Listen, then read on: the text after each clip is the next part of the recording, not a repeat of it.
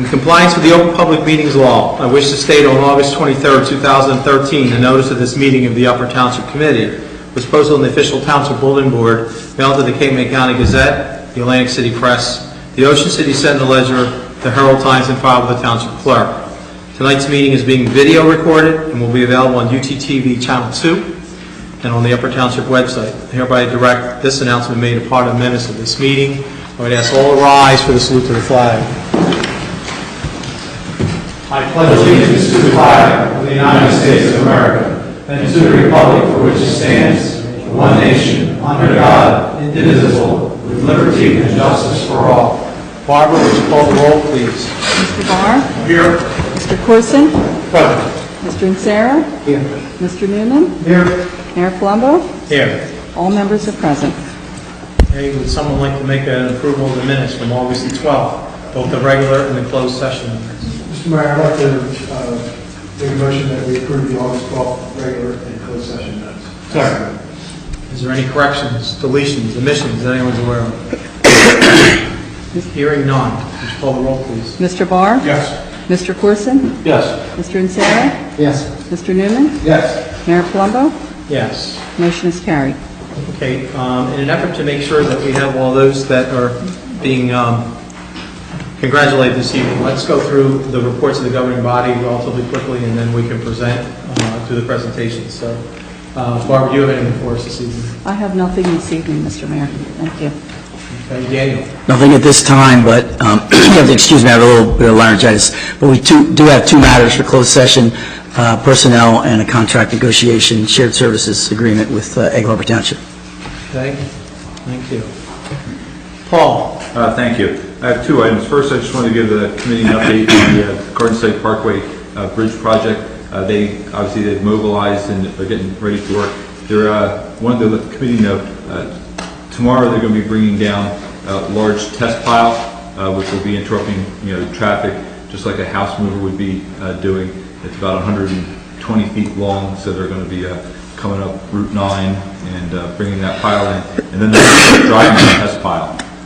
And then approximately the week of September 7th to the 12th, somewhere between that time, they'll do this different static testing on the pile, and at the final end, they actually implode the pile in place and blow it up with explosives, so there'll be some large explosion sound at that point. I have asked them to make sure that they notify us so we can let the emergency personnel in the township clerk's office know that if people get calls or something like that, we know what's going on with that test pile. While we're on that subject, what is going on with the permanent park in there? Have they had the residents apply and receive? I believe the residents have started to apply. All the Yes, packets, I think, have been out, and we've put the order in for the signs, put those up, and hope to have them up over the next week or two. I was down there this weekend, and there seemed like to be a lot of traffic actually on the weekend. During the weekend, seemed to be a lot of traffic on the road or parking the road. So the contractor knows. I've had several discussions with the contractor, the resident engineer on the project, and they've been trying to tell all their subcontractors about the parking restrictions, that the signage is coming, and enforcement should follow. The next thing I just wanted to let committee know, I did put in your packet was the resident letter for the trash automation.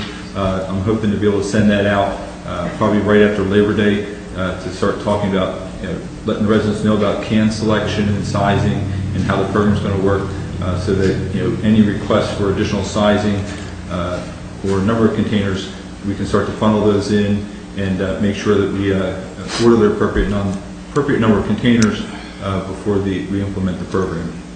So that is in your packet. If you have any questions, feel free to give me a call and let me know.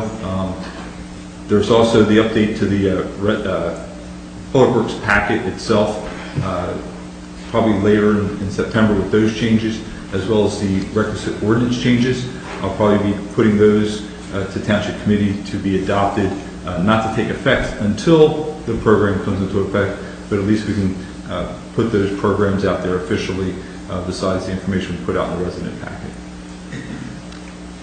Okay. And you'll continue to update the information you have on the website with respect to the planning and the metrics that we are talking about with the trash collection. Yes, once that resident letter goes out, we'll put copies of that resident letter as well as the request form, if you want to change sizes, as well as the flyer detailing a picture with in the dimensional sizes of the containers, so that way if somebody can take a look at it and they'll know exactly the exact dimensions of it. Okay. Thank you. Barbara? Just one item, conference request from myself. There's a finance conference in Atlantic City in September 27th or 25th through 27th in Atlantic City. The cost is $325, just requesting permission to register to go to the conference. And that is, will help meet the requirements for the state for your CEs? Yes, that is correct. And along with my purchasing continuing ed units, I will be able to get some of the purchasing ones that are required as well. Okay, I'll make that motion that Barb be able to attend. Second. Discussion? Would you call the roll, please? Mr. Barr? Yes. Mr. Corson? Yes. Mr. Insera? Yes. Mr. Newman? Mayor Palumbo? Motion is carried. Thank you, that's all I have. Okay. Jay?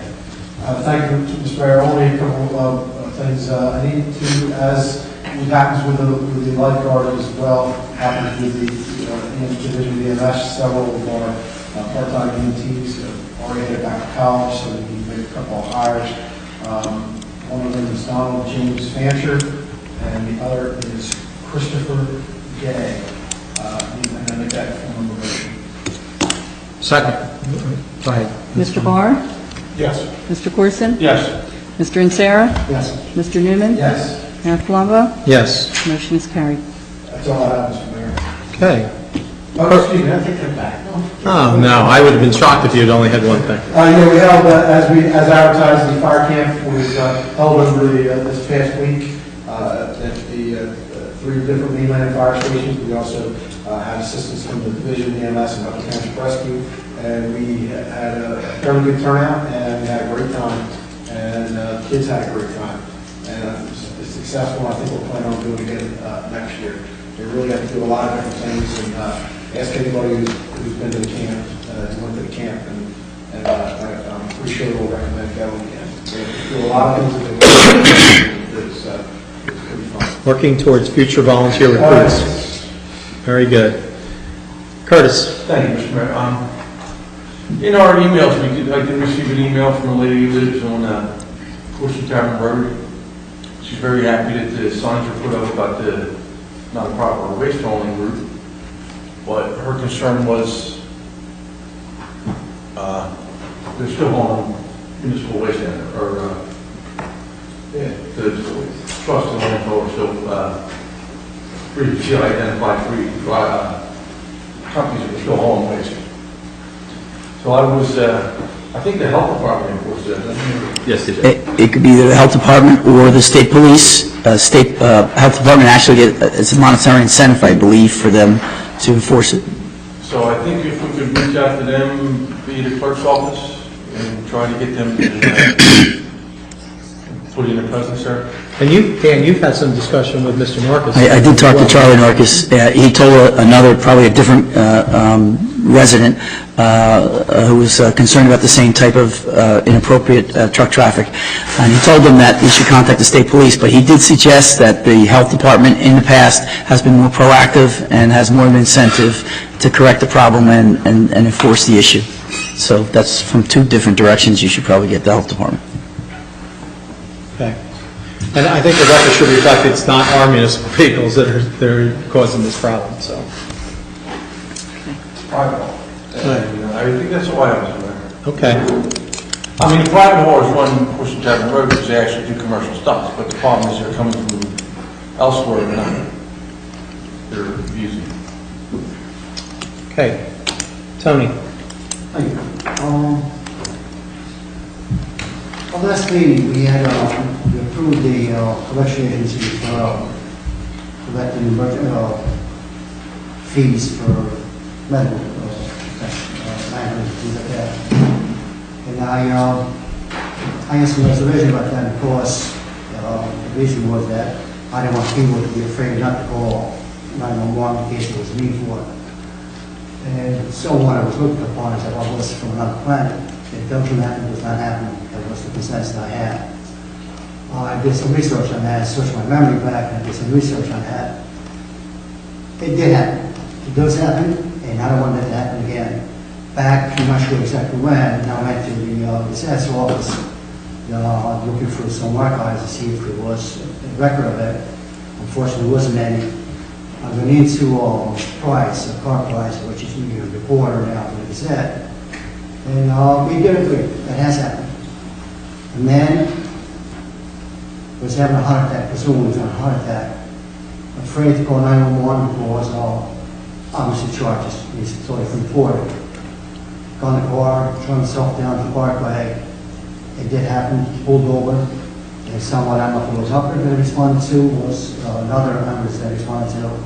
They found him on the side of the parkway, went to the hospital, was fine. But nonetheless, things like that do happen. That has happened. Not that won't ever happen again. Someone's going to be afraid or charged or be afraid to lose a house or have a lien up against the house because of the collection agency. Well, I don't really think the collection agency is the impetus for it. The impetus would be that insurances are being billed for those that have it. And that is not unique to this township. Every municipality, I believe, in Calumet County is doing that. So, but I would absolutely agree with you that no matter whether they have insurance or not, we don't want anyone not to call. 911. Do not be afraid, because if you can't pay, you don't have to pay. And that is what I want to put out here, and I committee agrees with that. Well, I don't think that statement has been denied by anybody, ever. In fact, well, it may have happened and it's unfortunate, but it's not because the Township Committee hasn't said on numerous occasions that people need to take advantage of the rescue squad, and that we want them to call whether they feel they have the proper insurance or not. We're here to provide a service, and we'll continue to do that. So I don't know if there's a misunderstanding here, but that certainly has never been the case. We've always, from the beginning of the inception of this, which is probably now 5 or 6 years, we've always stressed that anyone that is in need of the rescue squad should certainly take advantage of it. And we'll make other arrangements if we need to accommodate.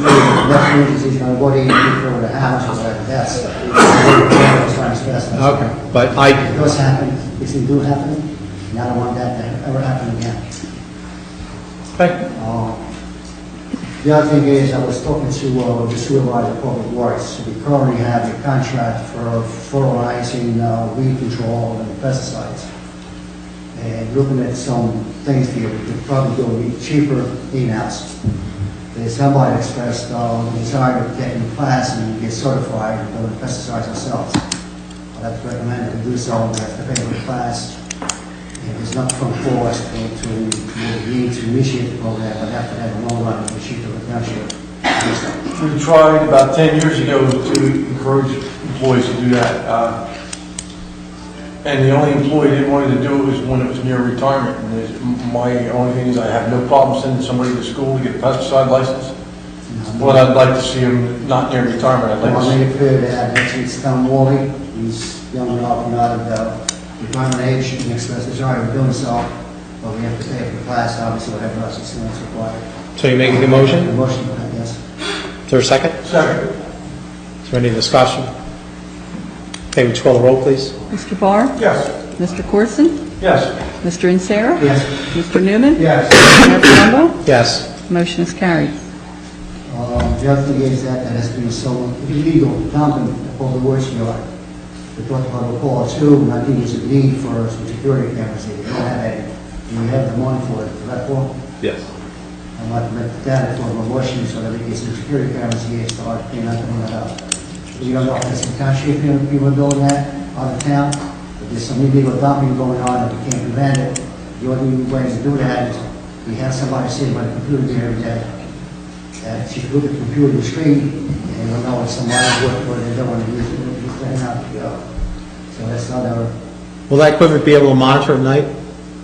Well, gates closed at night. So they're not getting in there anymore? I mean, I guess really the question would be for the committee to decide is if you want to use a state contract vendor to come in, because the problem with the security is a lot of it or you're going to have to hire a consultant to really specify the bid and quote documents, because when we went out to get some quotes just to do some stuff at Amanda's Field and here at Town Hall with security cameras, and you go out and start, ask 3 different vendors to give you 3 different prices, it makes it very difficult to compare apples to oranges and really know which system is the best system. So we may want to have some discussions on, what kind of vendor, if you're okay with just using a state contract vendor, which, when we did get those 3 prices, he was a little bit higher, but, or you may have to look at getting a consultant to kind of design, implement an entire We system. don't need the cameras for, we need it, so let's, I'm not debating that. I'm just saying, how do we He's saying, specify? does it make sense to put it out to bid for price, or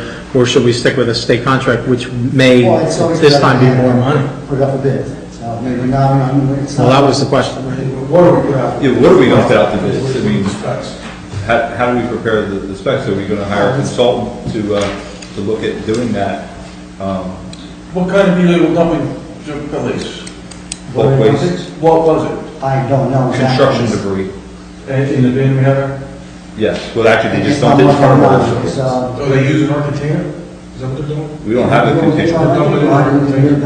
Paint, construction. Is there anything we can do to prevent it? I mean, can we put a barrier up that they can't get in there and put it? The gates open, because it's. The problem is we have People to, going in and out of the yard, we do have bins there and some residents do drop stuff off. Yes. And I don't have a problem with it. How much construction was, pretty much? It was about a mini dump load. I mean, it was probably Is it 2 or something- 3 yards, Is it something that happens often?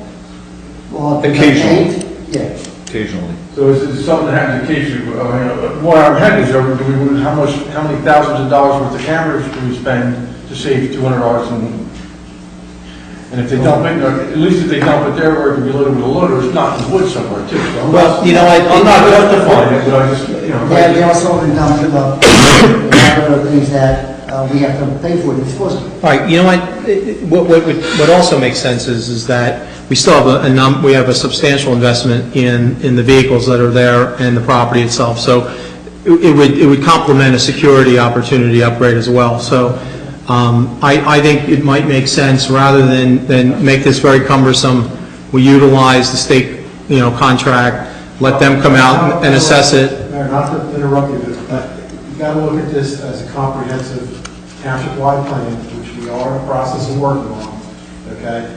That you don't want to put a one-vendor security system down at the township garage, another vendor security system at Amanda's Field.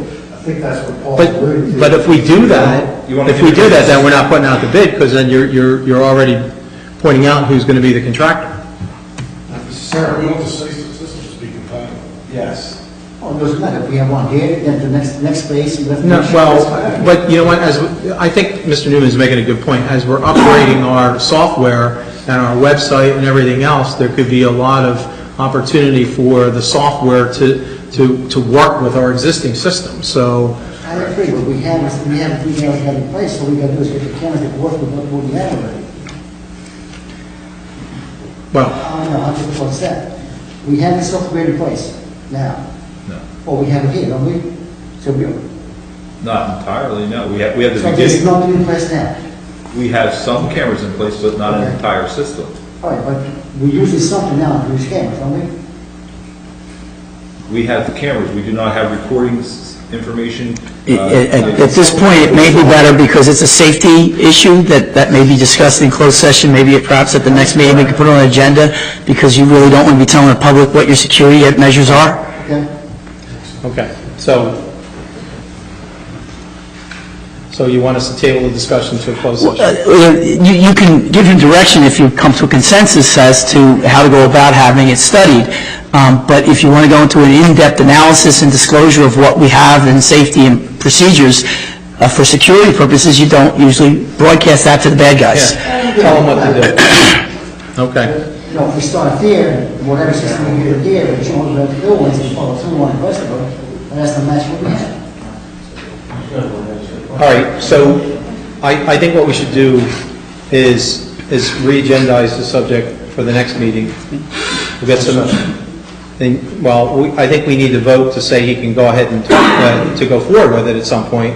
So I think we can talk about it in closed session today from a security standpoint, and then... Well, no, we didn't put it on the agenda yet for today. So we can't talk So about it? I don't think you should, but, because we're trying to keep our agendas, unless it's an emergency. I'll be able to report to the next Okay. meeting, so we can develop a plan. He can get information for you, and we can put it on closed session, you can take action at the next meeting.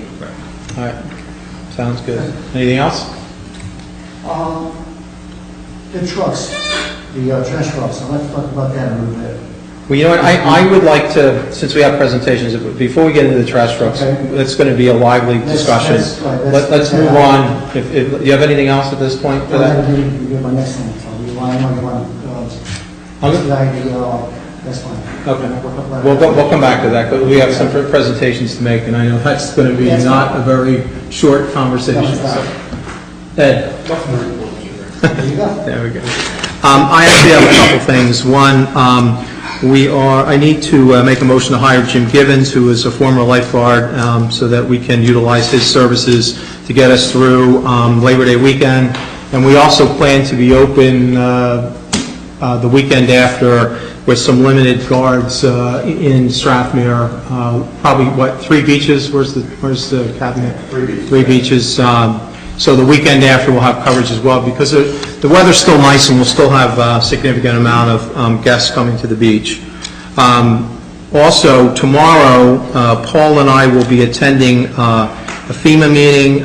They're going to release the preliminary work maps that they use to create the draft, which will be replacing the current ABFEs, which is the flood maps. I'm extremely happy to report that a significant, and I mean more than a majority of the homes that are in Strathmere and along Harbor Road and in Tuckahoe have been taken off the velocity zone. So we should have all the numbers and facts tomorrow, but preliminary they have taken, was almost 300 homes. They pulled out of V zone and put into A zone. So it's really real exciting news, and it'll certainly be of great interest to those that reside along the coastal areas that would have been affected by some potential high flood insurance rates. So we'll be attending that meeting tomorrow. It's at Cape May Courthouse at 10 o'clock. But what we've seen from the preliminary information, it looks significant, incredibly positive, and I think most folks will be very happy with the outcome when it's announced tomorrow. On Wednesday, there is a Pinelands Commission meeting, and I'm not able to make it. I have a conflict. I serve on the Board of Pharmacy for New Jersey. I have a meeting in Newark on that day, but Dan and Paul and Curtis and Jay are going to go to represent the Township Committee, and we are there to support the South Jersey Pipeline Initiative so that BL England can continue to operate in this township. We know the amount of income that comes from a tax rateable opportunity, the gross energy receipt tax that we receive from it, but on top of it, the argument will be that the gas line will help to put a reliability in the event of a dangerous storm or something where we had some shutdown. It will also ensure reliability for electricity for the next 20 years. The current pipeline's route pretty much goes down Route 49 and should not have any adverse effects on the Pinelands at all, contrary to what I guess many of us are receiving in mailboxes or whatever. There are a lot of folks that, eminently are passionate from an environmental standpoint, but there's some misinformation that's being circulated that's going into the mailboxes. And in front of your spaces here, Dan Young and I have worked on a draft that he will present to the Pinelands Commission on Wednesday. Certainly be available to anybody that would like to read it. There's no sense in reading it now, but basically it goes over the need to ensure that this project goes on. And then really from a labor opportunity, this is well over a $200 million project. And so there's certainly a lot of jobs that could be created from this. It certainly is a great benefit to the township. and it's certainly something that this Township Committee has supported via resolution to ensure that Beal England can continue to operate with the new system with natural gas. So a very important meeting, not only currently, but for this township's future, taking place on Wednesday. It's my understanding they're going to have another hearing after this one, and then some final vote will take place after that at some time. Has not been scheduled at this point. So that's all I have, and now we get to the good part, the fun part. I'm doing some presentations to some Upper Township residents and even our staff that have done a tremendous job this summer. So the first three that we're going to congratulate are those that took place in the Phillies Home Run Derby. So I think we'll do them one at a time just so we can acknowledge, although there are two brothers here. Maybe we'll call the brothers up together. But let me call Abigail Craig's up first. Abigail, would you? And the resolution reads, whereas the Phillies Home Run Derby is one of Philadelphia Phillies' most successful and long-running programs. Since 1971, the home run hitting contest for boys and girls between the ages of 7 and 12 has created a fun and positive experience for over 22,000 children annually. The 2013 Phillies Home Run Derby was held at Daly Field in Sea Isle City on July the 7th, with approximately 85 boys and girls competing in the event. Girls division for ages 9 to 12 and Abigail received first place honors. It is appropriate that on behalf of the citizens of Upper Township, we recognize and congratulate Abigail on her exceptional accomplishment. Therefore, be it resolved, the Township, the citizens extend to Abigail congratulations on winning first place for the Phillies 2001 Home Run Derby.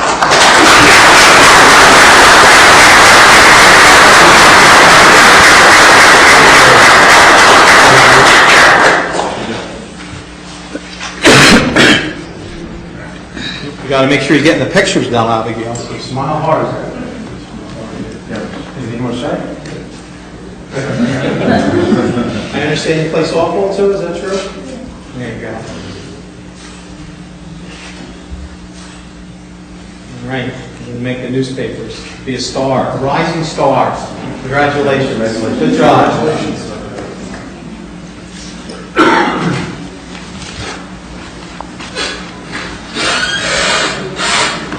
And we also have Strathmere's finest. We have two brothers, actually, that have done extremely well. And so I'd like to, let's see, call up Brian and Christopher Fury, and we'll read their resolutions to them. And basically it reads the same thing, except for when we get to the boys division, age 7 to 8, Christopher Fiore received first place honors. And it is appropriate on behalf of the citizens of Upper Township that we recognize and congratulate Christopher on his exceptional accomplishment, and that we extend to Christopher congratulations on winning first place at the 2013 Phillies Home Run Derby. And his brother, Brian, for the boys division ages 11 to 12, received third place honors. It's also appropriate that on behalf of the citizens of Upper Township that we recognize and we congratulate Brian on his exceptional accomplishment. And then on behalf of the citizens of the Township of Upper, we extend to Brian Fury congratulations on winning third place at the 2013 Phillies Home Run Derby. And so it sounds to me that you guys have a budding, albeit very small baseball team. You have done very well, and we hope that you'll continue into the higher ranks of our baseball leagues and traveling teams. You guys have anything to say? I know you're good fishermen too, right? Every time I go to the fishing tournament, they always seem to do very well in that as well. So you're got all kinds of sporting activities going on. You want to get on the picture?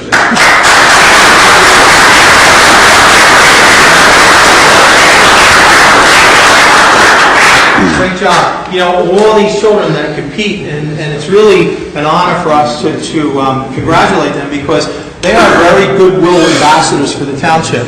And it makes us proud to see that some of the sporting events and the recreational activities that we offer our youths and the training and the volunteerism of our coaches They have been very successful, not only this evening, but over the years, and it's extremely important that we continue to recognize their efforts and their talents. And again, they are the best goodwill ambassadors that Upper Township could ever ask for. So we congratulate them on that. We also have another recognition tonight. This one is very personal to me as well. Our lifeguards have done extremely well this summer with competition and more importantly, their duties on the beach. I have had and I believe it's a great honor to have been the liaison from the Township Committee over the past 16 years. It really has been a great growing experience for me and our lifeguard team in general. We've made a lot of strides over the years. And before I read this recognition, we actually have to approve this resolution. So I'd like to make a motion that we approve the resolution recognizing the members of the Upper Township Beach Patrol for their outstanding service to the Township of Upper. Second. Would you call the roll, please? Mr. Barr? Yes. Mr. Corson? Yes. Mr. Insera? Yes. Mr. Newman? Yes. Mayor Palumbo? Yes. Motion carried. We, this year, have been as successful as any year that I can ever recall with our competitions. In fact, we tied the South Jersey Championship this year, and that is a momentous effort.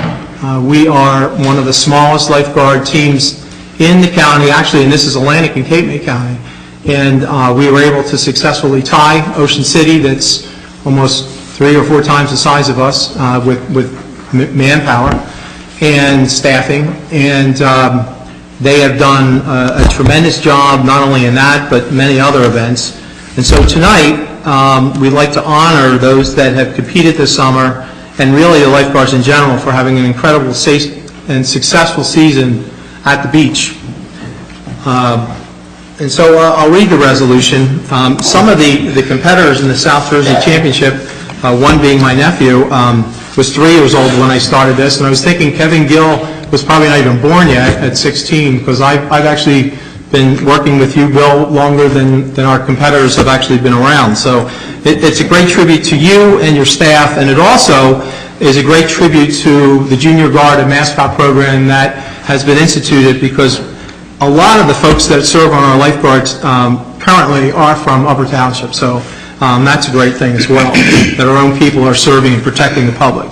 So whereas the Upper Township Beach Patrol, under the leadership of Captain Bill Hanley, has within its ranks the finest lifeguards on the Jersey Shore, whereas the members of the Upper Township Beach Patrol, both past and present, have always worked diligently and with tireless dedication to first and foremost ensure the safety and well-being of the residents and visitors that come to enjoy the Strathmere and Beezy's Point beaches.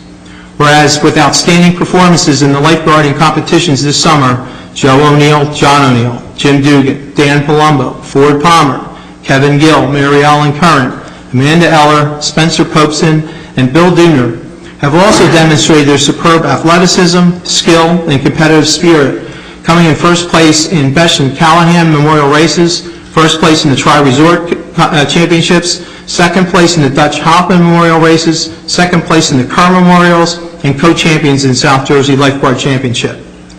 Whereas John O'Neill and Dan Palumbo and Kevin Gill deserve special recognition for their excellent performance this year in this year's South Jersey Lifeguard Championships, scoring in all 3 events, with Dan Palumbo giving Upper Township its first ever individual title in the singles row. Whereas Ford Palmer, who has been a fierce contender in all of the season's lifeguard competitions, deserves high praise for winning the 2-mile beach run at the Dutch Hoffman Memorial and assisting with victories in numerous team competitions. Now forward be it resolved that the Township Committee, the Township of Upper, and Cape May County to extend to the members of the Upper Township Beach Patrol and Captain Hanley our congratulations for the success and appreciation for their time and service to this community. I would ask you guys that are here representing the Beach Patrol to come up, because we'd like to congratulate you personally for a great job this summer.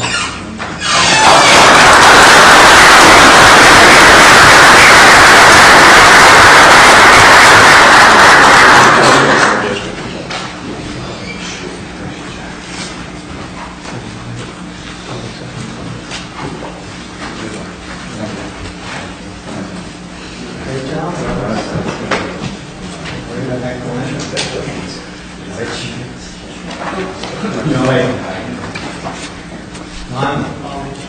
Kevin? This is all. Kevin, how old were you? 16 years ago, right? You're only 16 now. Daniel? Say hello. You don't look too short. These are the guys that look short over here on the end. What are you talking? 16. All right, who's going to hold the honor of this? Let me jump in the back so I don't. You guys need to be in the picture. So. Kind of get a little tighter, everybody, and now keep it back there. See what we can do. I'll stand next to Big Joey over here.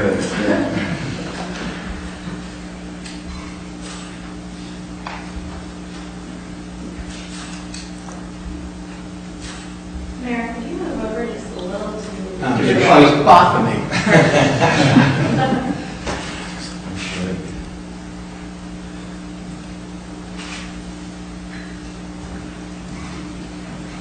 Great job, everyone. Thank you so much.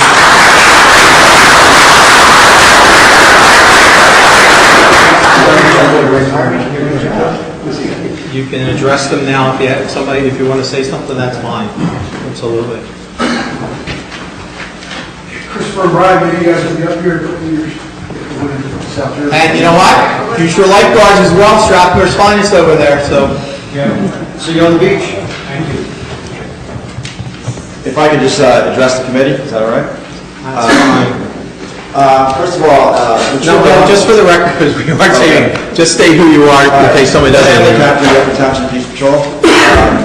We're truly honored to have the committee recognize us, to appreciate what we're doing on the beach. As Mayor Palumbo mentioned, it's been 16 years since junior committee member Rich Palumbo took the Beach Patrol under his tutelage, and he broke tradition, thankfully, and decided to keep the lifeguards under his domain. And we really appreciate your mentorship and leadership that you've given us throughout the years. And I actually did watch the video from last committee meeting. I must tell all of you that I was really honored that you discussed who rode what event, who did what, and you understood and appreciated what we accomplished at the South Jerseys. And it means a lot to us that the Township Committee would bring us in and recognize us. Mayor Palumbo mentioned that his nephew, Dan Palumbo, was the first South Jersey champion from Upper Township, and lifeguard aficionados will read the newspaper from now until hopefully the end of time and look at who won what year. And we finally now can say, 2013, Dan Palumbo, Upper Township South Jersey champion. I'm proud that Dan was able to accomplish that. And he had a lot of help from John O'Neill and Kevin Gill, and none of these guys had these positions handed to them. There's a lot of people under them that pushed them. As a matter of fact, John O'Neill, I believe, at times beat Dan Palumbo this year. So we have a lot of talent. We're not going anywhere. We are the co-champions, not the champions, but it's our intention that we will eventually give you guys a new problem. That'll be trying to figure out where everybody's going to park when we host the South Jersey. So. It's a problem we would love to have. And we look forward to giving it to you, so thanks again. All right. Congratulations. I see John Callahan was sitting back there. I guess he must have left, but that Besson Callahan's is actually named after his uncle, too. So I wanted to mention that as well. And we also have a real lifeguard back there, Big Joe LaRosa, who's been a lifeguard forever, right, Big Joe? Yes. He's one of the lifeguards. Thank you. Talk about history. They have the history. And so does Wayne over here as well. So, well, thank you guys. You're certainly welcome to stay, but you're also welcome to go. We know you got a lot to do. So, thank you again. Congratulations again on the Phillies championship.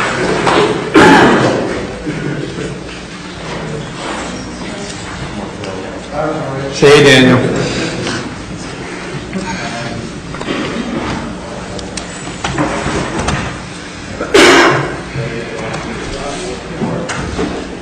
Okay, so that was the fun stuff.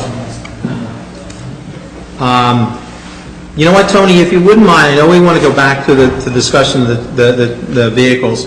Why don't we go through the resolutions, then we can have the discussion and lead into public comment and those kind of things. So if you would move on to resolution, I guess 5, right? Okay. Item number 5, appointing the 2013 season beach patrol personnel. Again, and these are the ones from last meeting that we put on the squad as well to cover us through the summer. Move the resolution. Would you call the roll, please? Mr. Barr? Yes. Mr. Corson? Yes. Mr. Insera? Yes. Mr. Newman? Yes. Mayor Palumbo? Yes. Motion is carried. Item number 6, authorizing an extension of the shared services agreement with the Upper Township Board of Education for maintenance, repairs, and use of facilities. Move the resolution. Second. Okay, would you call the roll, please? Mr. Barr? Yes. Mr. Corson? Yes. Mr. Insera? Yes. Mr. Newman? Yes. Mayor Palumbo? Yes. Motion carried. Item number 7, authorizing the award of a contract with Shafts and Sleeves Company Incorporated for a rebuilt irrigation pump. Move the resolution. Second. How much is costing you? That's good, from $30,000. Yes. You know, what's this, because they were here working on it.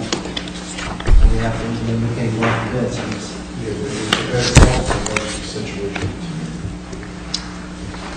Any other discussion? Would you call the roll, please? Mr. Barr? Yes. Mr. Corson? Yes. Mr. Insera? Yes. Mr. Newman? Yes. Mayor Palumbo? Yes. Motion carried. Item number 8, authorizing the award of a contract with McCarthy Tire and Automotive Centers for automotive parts and supplies. Did we give another bid on this, or just for, This is being done because once the vendor reaches a certain dollar amount, it goes to the pay-to-play certification, that we have to file the proper paperwork for business disclosure. But I believe this vendor, we use this vendor and another vendor between the different tires that we get. One of them is state contract, one of them is not, but we use different competitive pricing between the two of them to get the best pricing for tires. And So you're saying that with this resolution, they have reached the threshold, and that's why we're having this resolution? Correct. can raise some kind of pricing comparison?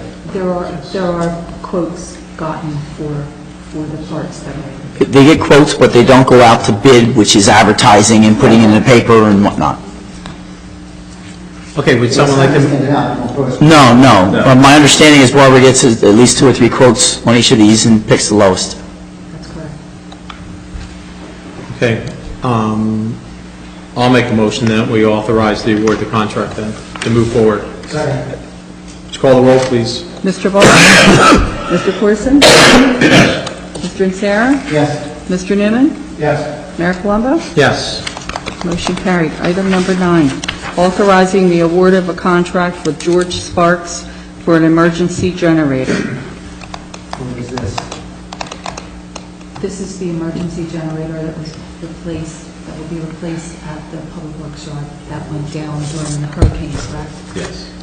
It is paid for through insurance money. Move the resolution. Second. Please call the roll.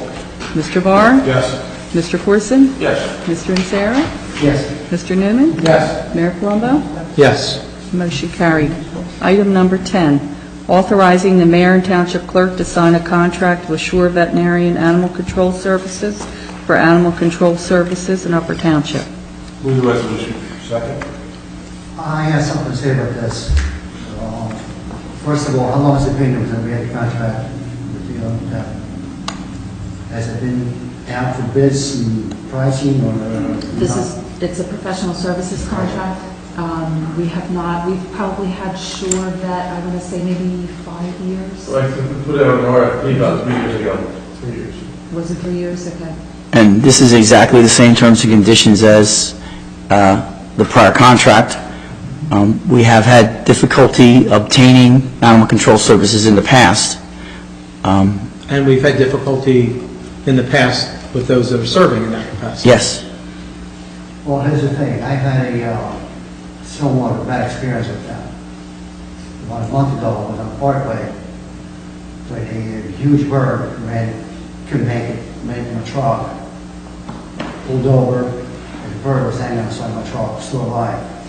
The wing was broken off. Not knowing what to do with it, I didn't want to get on the side of the road, just walk away from it. I called Barbara's office, Joanne was there, and I got the number to Shore Vet, looking for some help or some directions on how to approach and what to do with it. They were very helpful. The only thing they were willing to do is give me a phone number for me to call, which I was told by the time I make the phone calls, you get the right, the appropriate authorities, the bird was suffering and would probably die. So I got a particular bird myself, rapidly my shirt. Made an illegal U-turn on the parkway, came back from the township, pulled into the parkway vet, which no problem at all. I walked in, they took the bird, assisted it. Unfortunately, there was nothing I could do for her. But, you know, as for his contract, I don't know, I'm not satisfied with the service that I got, that disappointing. Well, I will say it may be unfortunate that you had a bad experience, but overall, this animal control contract has been one that has been, I think, very reactive to a lot of issues that have happened, not only with domestic animals, but they've addressed a lot of instances when we've had rabies opportunities with raccoons. They've addressed the recent incidents with the coyote kind of scare that was going on in the township. They make themselves available during the free rabies clinic. Mr. Mayor, they were not available to me. It was a bad thing. The bird was suffering. I didn't want him to die. I volunteered to pay for his services. Well, that's very admirable, but I'll be honest with you, I'd be incredibly reluctant to not continue with this contract. It's not something that should have I would have to agree with the mayor. I mean, as far as the services that they have provided us, I mean, it's unfortunate your experience, Tony, and I wish I would have known about it, that I could have talked to them about it and addressed your complaint. But they've been very responsive, all the way from doing dog licenses to doing rabies clinics. I've received compliments from the public about the service that we've received from them. And in my past professional life, some of the experiences that I've had with animal control organizations, I mean, they're very professional in the way they conduct the business. Whether there was an isolated case or not, as far as I'm concerned, that should have never happened. The animal control, under state statute, they are obligated in contract to work with domestic animals, not wildlife. And I'm not trying to defend my name. Curtis, I was asking them what to do with it. All right, good and all you want, okay? I'm expressing my opinion. I was there in warranty. I was asking for directions, how to handle it and what to do with it. Wild or not? Well, listen, I certainly understand your bad experience, but I got to tell you, overall, the performance that these individuals have done for the township should be complimented based on the experiences we've had in the past. And that's all I can say, because honestly, we've had some real issues.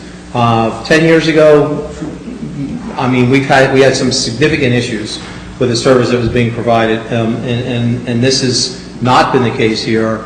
And I would absolutely be incredibly reluctant not to have this contract continue to go on. They offer a great service, and I'll actually make the motion that we approve the contract. And I'll second. Is there any further discussion?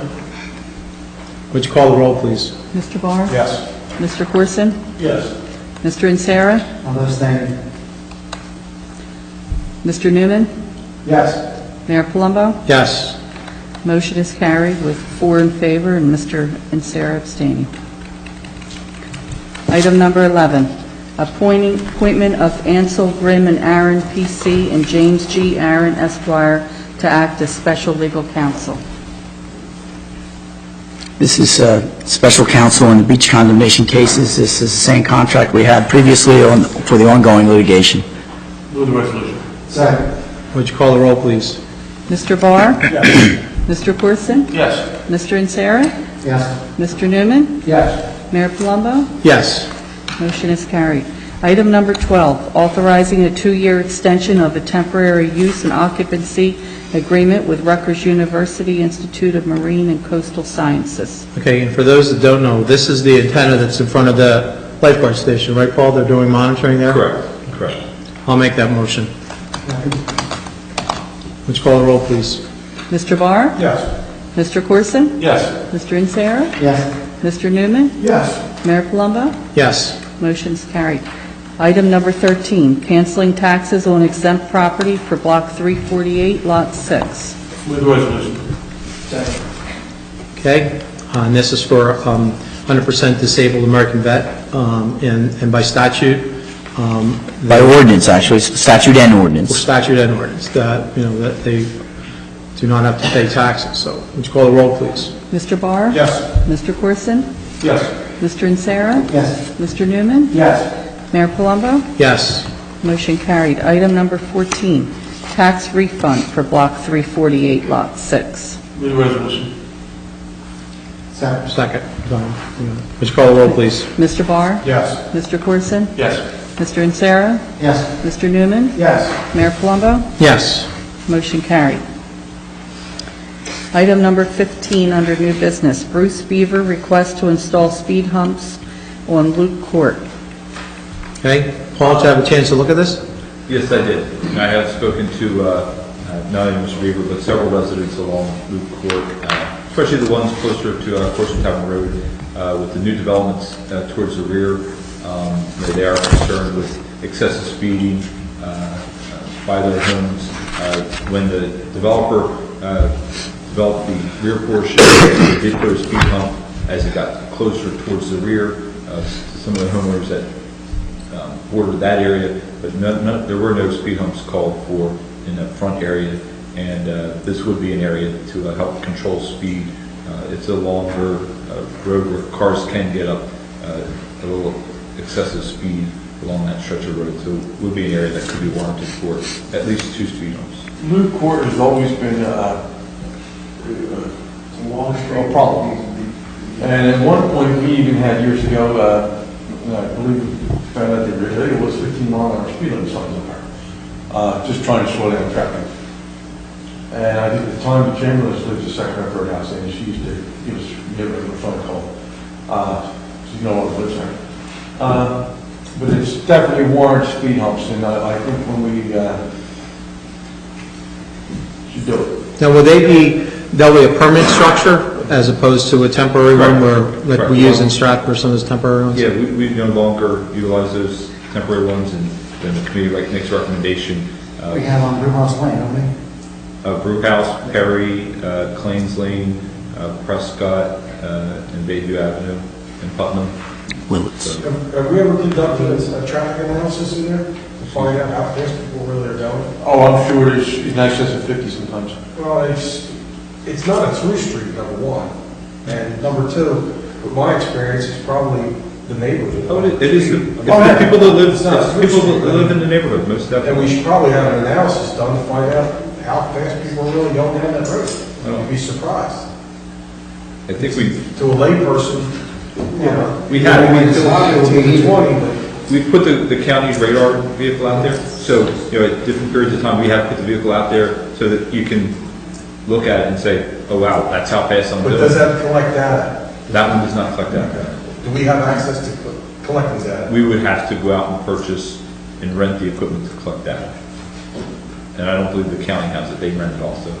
I don't think there's a question of whether it's a problem. It's a Right. question, let's just get it sorted. How do you slow them down? That's no speed, how do you slow them down? There's been problems there. For every neighborhood, one that puts speed bumps. I understand that. Yeah, and that is That's certainly, some criteria on how you select where you put speed bumps. Do we have any criteria that we have? We usually look at complaints and a history of excessive speeding complaints in the neighborhood. How much does it cost to put one in? Probably around $2,000. It was $2,000. We gotta have some type of criteria before we put these in, because before you know, you're gonna have everybody calling up and wanting to have speed bumps in, and then next thing you know, we're popping $2,000 over here and here. well, I think we do have kind of a safety net, Ed, in that, and this may or may not be a good comparison, but it's kind of the same way we handle streetlight requests as well. I mean, we let the engineer go out and take a look, survey the area, and then, like you said, based on complaints, based on the history. So I don't think that we would haphazardly just go around and start, putting speed humps in a lot of different areas. I think that we have somewhat of a system in place to do the background work and that's needed before it's put in.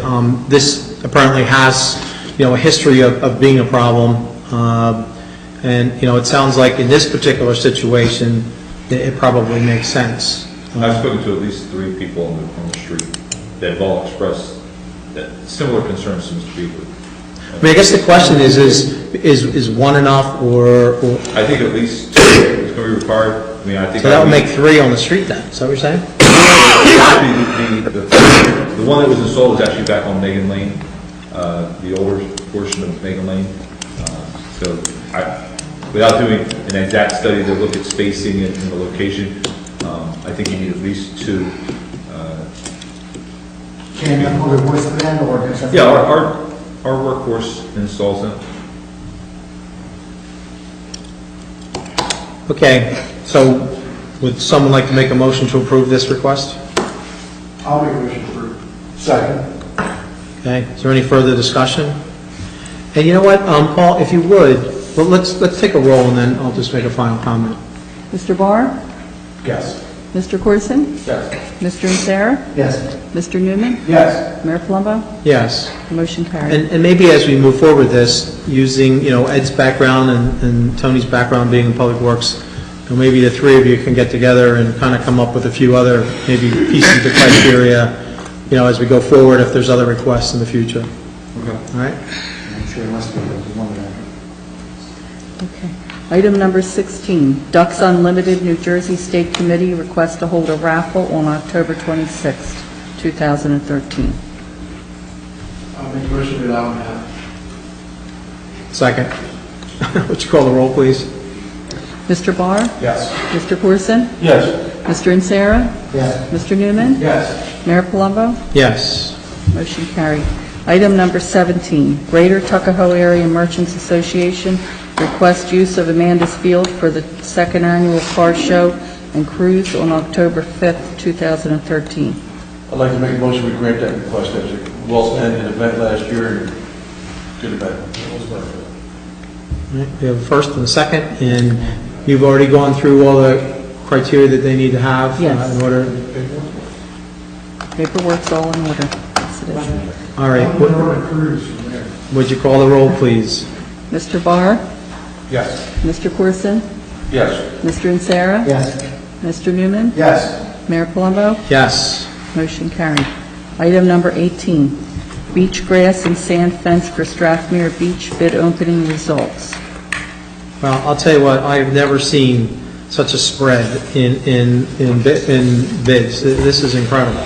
I mean, we're accepting a company, or we're proposing to accept a company that has bid $61,291 with a high bid of $206,250. Yeah, that's not. I mean, the spread is phenomenal. Beach grass spread between $44,000 and $128,000.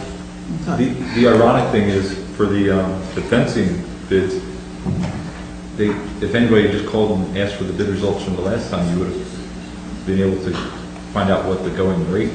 Do you think these bids are so skewed because they're doing other projects because of Hurricane or Superstorm Sandy? No, I think you have contractors that don't normally do this type of work and are looking just to, they see a bid out there, they think they could probably tackle it and get into this kind of work, and so they don't really have a feel for the manpower or how long it's going to take them, so I think that's why you get some of those high bids, and that it's not their regular customary work.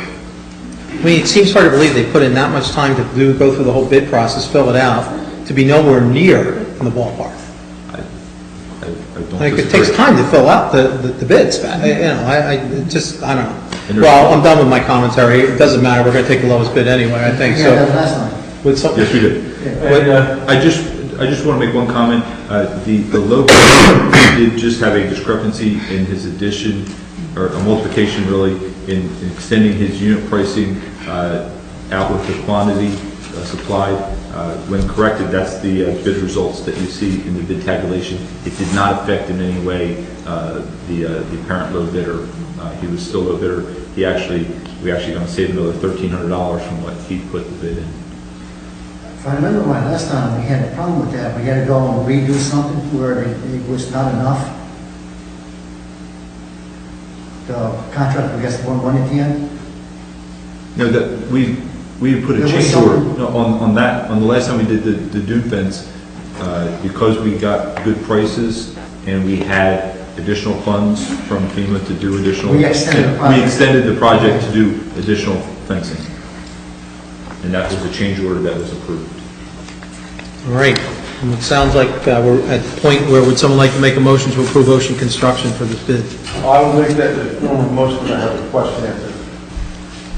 Second. All right. You want to ask your question before we vote? Yeah, are we getting any FEMA reimbursement on this, or? This is all Yes. It's all FEMA reimbursement? 90% FEMA reimbursement. Okay.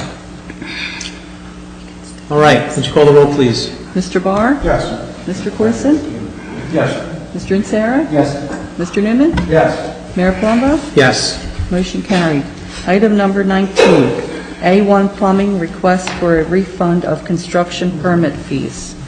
What is that? What's the... I guess they decided not to go forward with the construction. There's only a portion of a fee that's refundable, the part that goes to the state, and the review portion is not refundable, so there would only be $72 that would be refunded. They're not going forward with it. Yeah. But he's paying the portion that was already reviewed. All right. Would someone like to make a motion? I'll make a motion to refund. Second.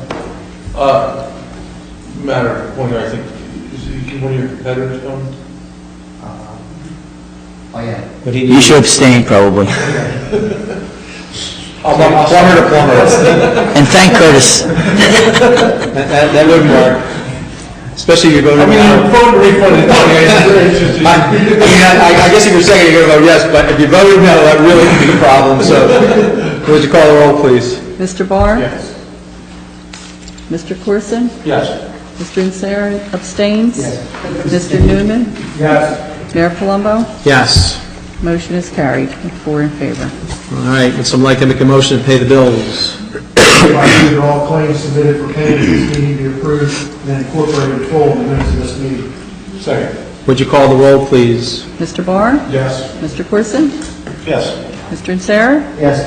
Mr. Newman? Yes. Mayor Palumbo? Yes. Motion carried. There is but one municipal report from the departments in municipal court. That will be available tomorrow upon request of the municipal clerk's office, but I will make a motion to accept the report from the municipal court. Second. Would you call the roll, please? Mr. Barr? Yes. Mr. Corson? Yes. Mr. Insera? Yes. Mr. Newman? Yes. Mayor Palumbo? Yes. Motion carried. Okay, now, as promised, before I open it up for public comment, I know we're going to go back to you, Tony, about the discussion on the trucks. Thank you. Throughout the week, Paul, High, and Roy Sean, we met on this truck situation. A lot of things have taken place. A lot of phone calls, emails from the taxpayers. So,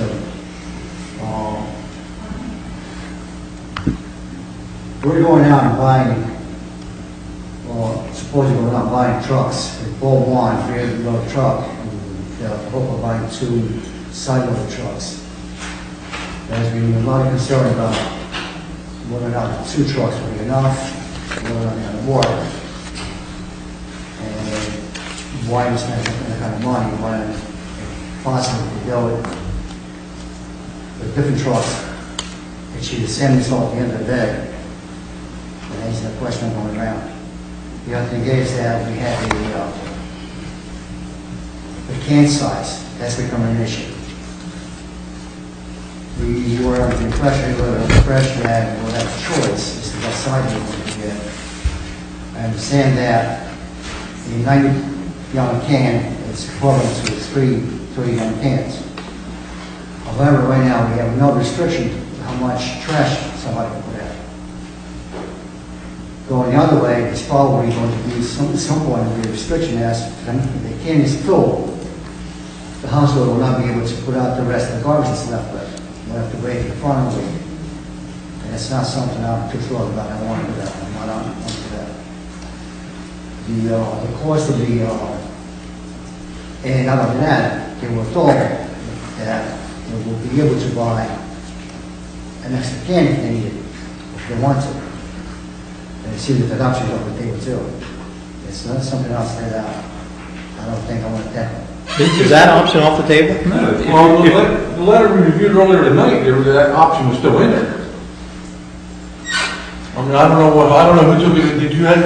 That's what we discussed in the meeting, so that's not been taken off the table. Well, it's yes or no. Yes, it is yes and it is no. The thing is that we want to look at each household and see what the needs are. And Correct. if we determine that the household is needed on the cane, it was up to us, the decision, not up to them. No, we're going to evaluate to make sure that they are recycling properly, and as long as they're recycling properly and they need an additional can, one will be provided at a cost to the resident.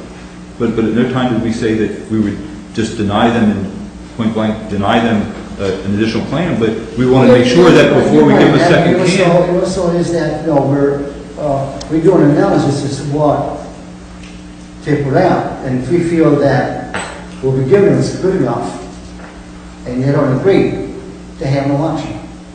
That's not what we discussed at our meeting. I don't know why. Basically it is. It isn't, but that's not, if you read the letter, the draft letter, and the resident pack, and the draft Public Works resident information, it clearly outlines the procedure that a resident would take to request an additional can, and that if needed, they would be provided the opportunity to purchase one. I want to make There's sure that no restriction. that's going to be the case, and not, you know, if they want one, an extra one, we should be able to go out and buy one, whether they buy it through a township or private, we should be able to buy an extra can, and we should be able to. Well, we wouldn't want them to buy it private because No, one of the because they are- reasons, Can't buy a private. first of all, you can't buy private. Second of all, they have the RFID on it so that we can monitor them. We want to make sure that the system is being I monitored. believe that there are 3 different vendors that privately provide these cans. They're available out there now. They will meet the specs that we require, and they should be able to buy, as far as I know, they should be able You're to saying the buy. homeowner should be able to go to any one of those vendors and buy a trash can? We want to supply them. Yes. Right, they can buy for us. I would think to make this system work, whatever we land on, We should. has to be have- consistent. Yes. We can't, this system will not work if we It has have to be 8 different consistent. manufacturers. Whether it's from us or through somebody else, it has to be consistent. I agree. But that's not what you just said. I gotta believe if a homeowner calls one of those vendors and says, I would like to have one of these trash cans delivered to my house, They're going to say no. the vendor, they're gonna either say no, or the cost is gonna be so cost prohibitive, that it would be absolutely ridiculous. Of course, I understand that Home Depot, Lowe's, and perhaps even a vendor sells the same cans that we're going to implement. But I think the important part, though, in that respect is we want to supply the cans to the residents because we want to make sure the quality control, and we don't want to be blamed that if for some reason our equipment damages that can, we don't want the resident to come back to. I mean, that's one of the chief complaints that we have. It would have to meet our specs. But who's going to be there to police that? That's the problem. The problem is, I mean, first of all, it sounds like this whole discussion is doing full circle. I mean, this is your department, Yes, it is. and 6 months ago, you were stamping up and down to make sure we were buying these trash trucks, that we need to do this immediately, we need to take care of this. And so we moved through a process, and originally we had decided, and let's talk about the history, originally we decided on, I believe, 3 trucks with a rear end loader. And then there was, One, which is still- originally it was 3 trucks with the rear end loader. And then there was further discussion with the personnel. And most of the personnel felt that 2 people in the truck was not a viable situation for pickup, that we probably wouldn't be able to manage that system. And so then we went one step further and we decided to, okay, with a recommendation from the committee, to go and get the extended arm. It's Okay? 919. And one of the reasons, there were several reasons why these trucks were being looked at. One was for efficiency. One was to create a better and safer environment for the people that are working the I trucks. understand that, and I'm all for that. And to address some of the mounting workman's compensation rates and expenditures that we have put together. And by the way, we have an escrow account at what, $200 and some thousand dollars For the recycling? because of it's not an unsafe thing, but potentially it could be unsafe. So we've gone through this whole process, and now were, you know, ready to move forward, and now we're going in a different... Since then, there's questions that come up since then, they need answers. Well, I think the answers are out there. But I actually listened to the radio this morning, and actually they talked about the 10 deadliest jobs, okay? And I put it, for working people. And I think roofers was like number 5. Believe it or not, the trash man is number 7. The guy on the back of the trash truck is considered one of the 10 deadliest jobs in this country. We are almost uninsurable. And if we continue to keep people on the back of the truck, we continue to wear them out, we continue to have workers' comp claims, we're not going to have a trash pickup crew anymore. We're going to have a private guy. The guy in the back of the truck, the guy's going to run inside the cab. He's going to get out. But that's not practical from what we've heard from Well, I mean, it's not, the labor I force. mean, it's in here already. We were talking about what it is that we're doing. The side loader trucks, it may not work. We might, well, we discussed that, and we're not sure 100% that that's going to be a good job. I don't agree with you, Tony, because it's not how we Whoa, one at a time. All our neighboring municipalities, up and down the county, I've seen these things 15 years ago in Greensboro, North Carolina. They work. Statistically, Waste Management spends more a year analyzing the trash business than we spend in the trash business. We have a different situation up at Township. We've got 66 square miles that we got to cover. Hey, Robert Township's how big? 100 some square thousand? But they close together. Well, they're not all close together. And they have a lot of sections that aren't even attached to them in many areas. Tom River is very similar to us. The point is... Before we embark on spending that kind of money, we've got to make sure that we're going to be able to pick up the trash on the days that needs to be picked up. Everybody. We can't go back and they say, no, we're going to pick you up tomorrow or the day after. Well, that's to be done on the day, and that's got to be, we need to know that for sure. That happens. We can't guess that. On a small scale, that happens today. 2 weeks ago, when the truck broke down towards the end of the day, there was a section of Route 9 that got their trash picked up on the following day because we did not have a spare truck to go out and But collect that. it's how we norm. Not because the trucks can't handle it. And it's not because, and if we get the automated trucks, it's not, they'll be able to do the collection, they'll be able to pick up the trash and recycling, and it won't be because they can't do the job. They can do the job. You guys, can you keep us On down? the record here that these trucks are going to be able to do the job.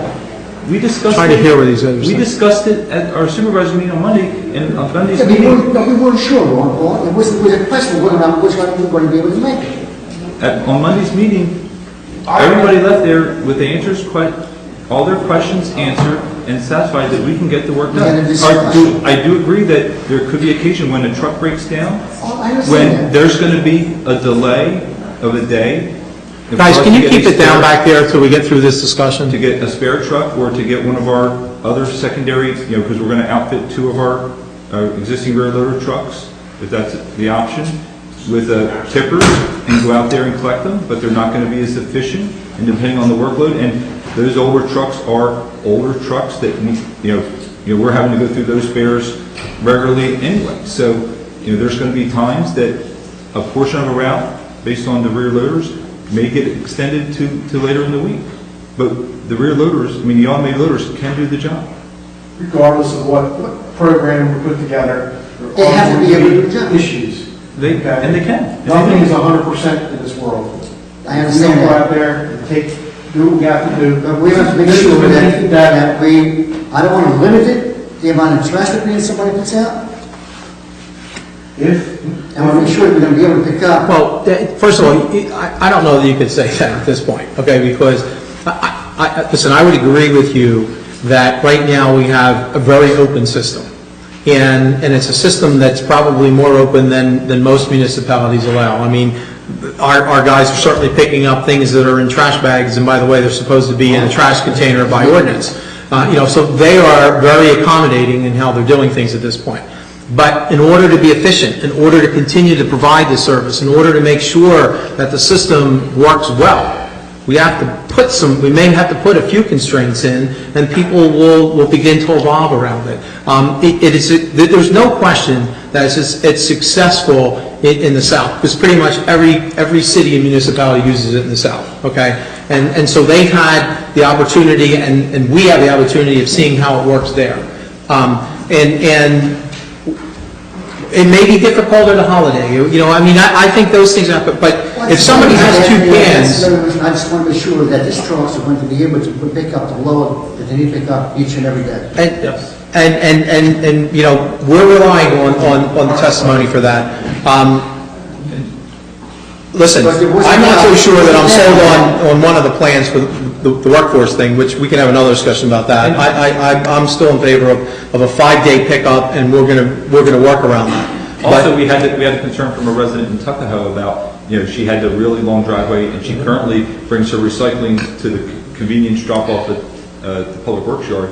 Well, we felt that, you know, we looked at that issue, and we developed a scenario where currently our bin has a side for paper recycling and a side for commingled recycling. Well, currently, with single-stream recycling, we don't need those two sides. So what we're going to look at doing is having a dumpster on the one side, so that if a resident like that generates a small quantity, and they're already coming to our convenience location to drop off recycling, that resident could be able to drop off a small bag of trash at the same time if they didn't want to mess with a cart on the long driveway, as an option for a resident in that kind of situation. Do we need a permit as a transfer facility, or?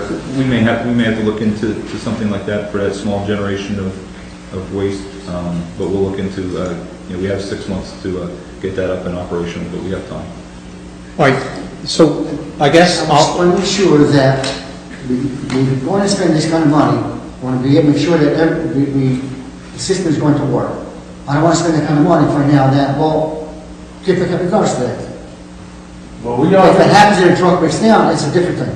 This discussion should have been made before we were cans. I mean, we've been discussing this at the supervisory level for 6 years now, and developing the plan and looking at the options and discussing with Township Committee on the different options, and, you know, the department's ready to implement the program, but barring the truck breaking down, We won't be able to make it. we will be able to collect the trash and recycling as we do today.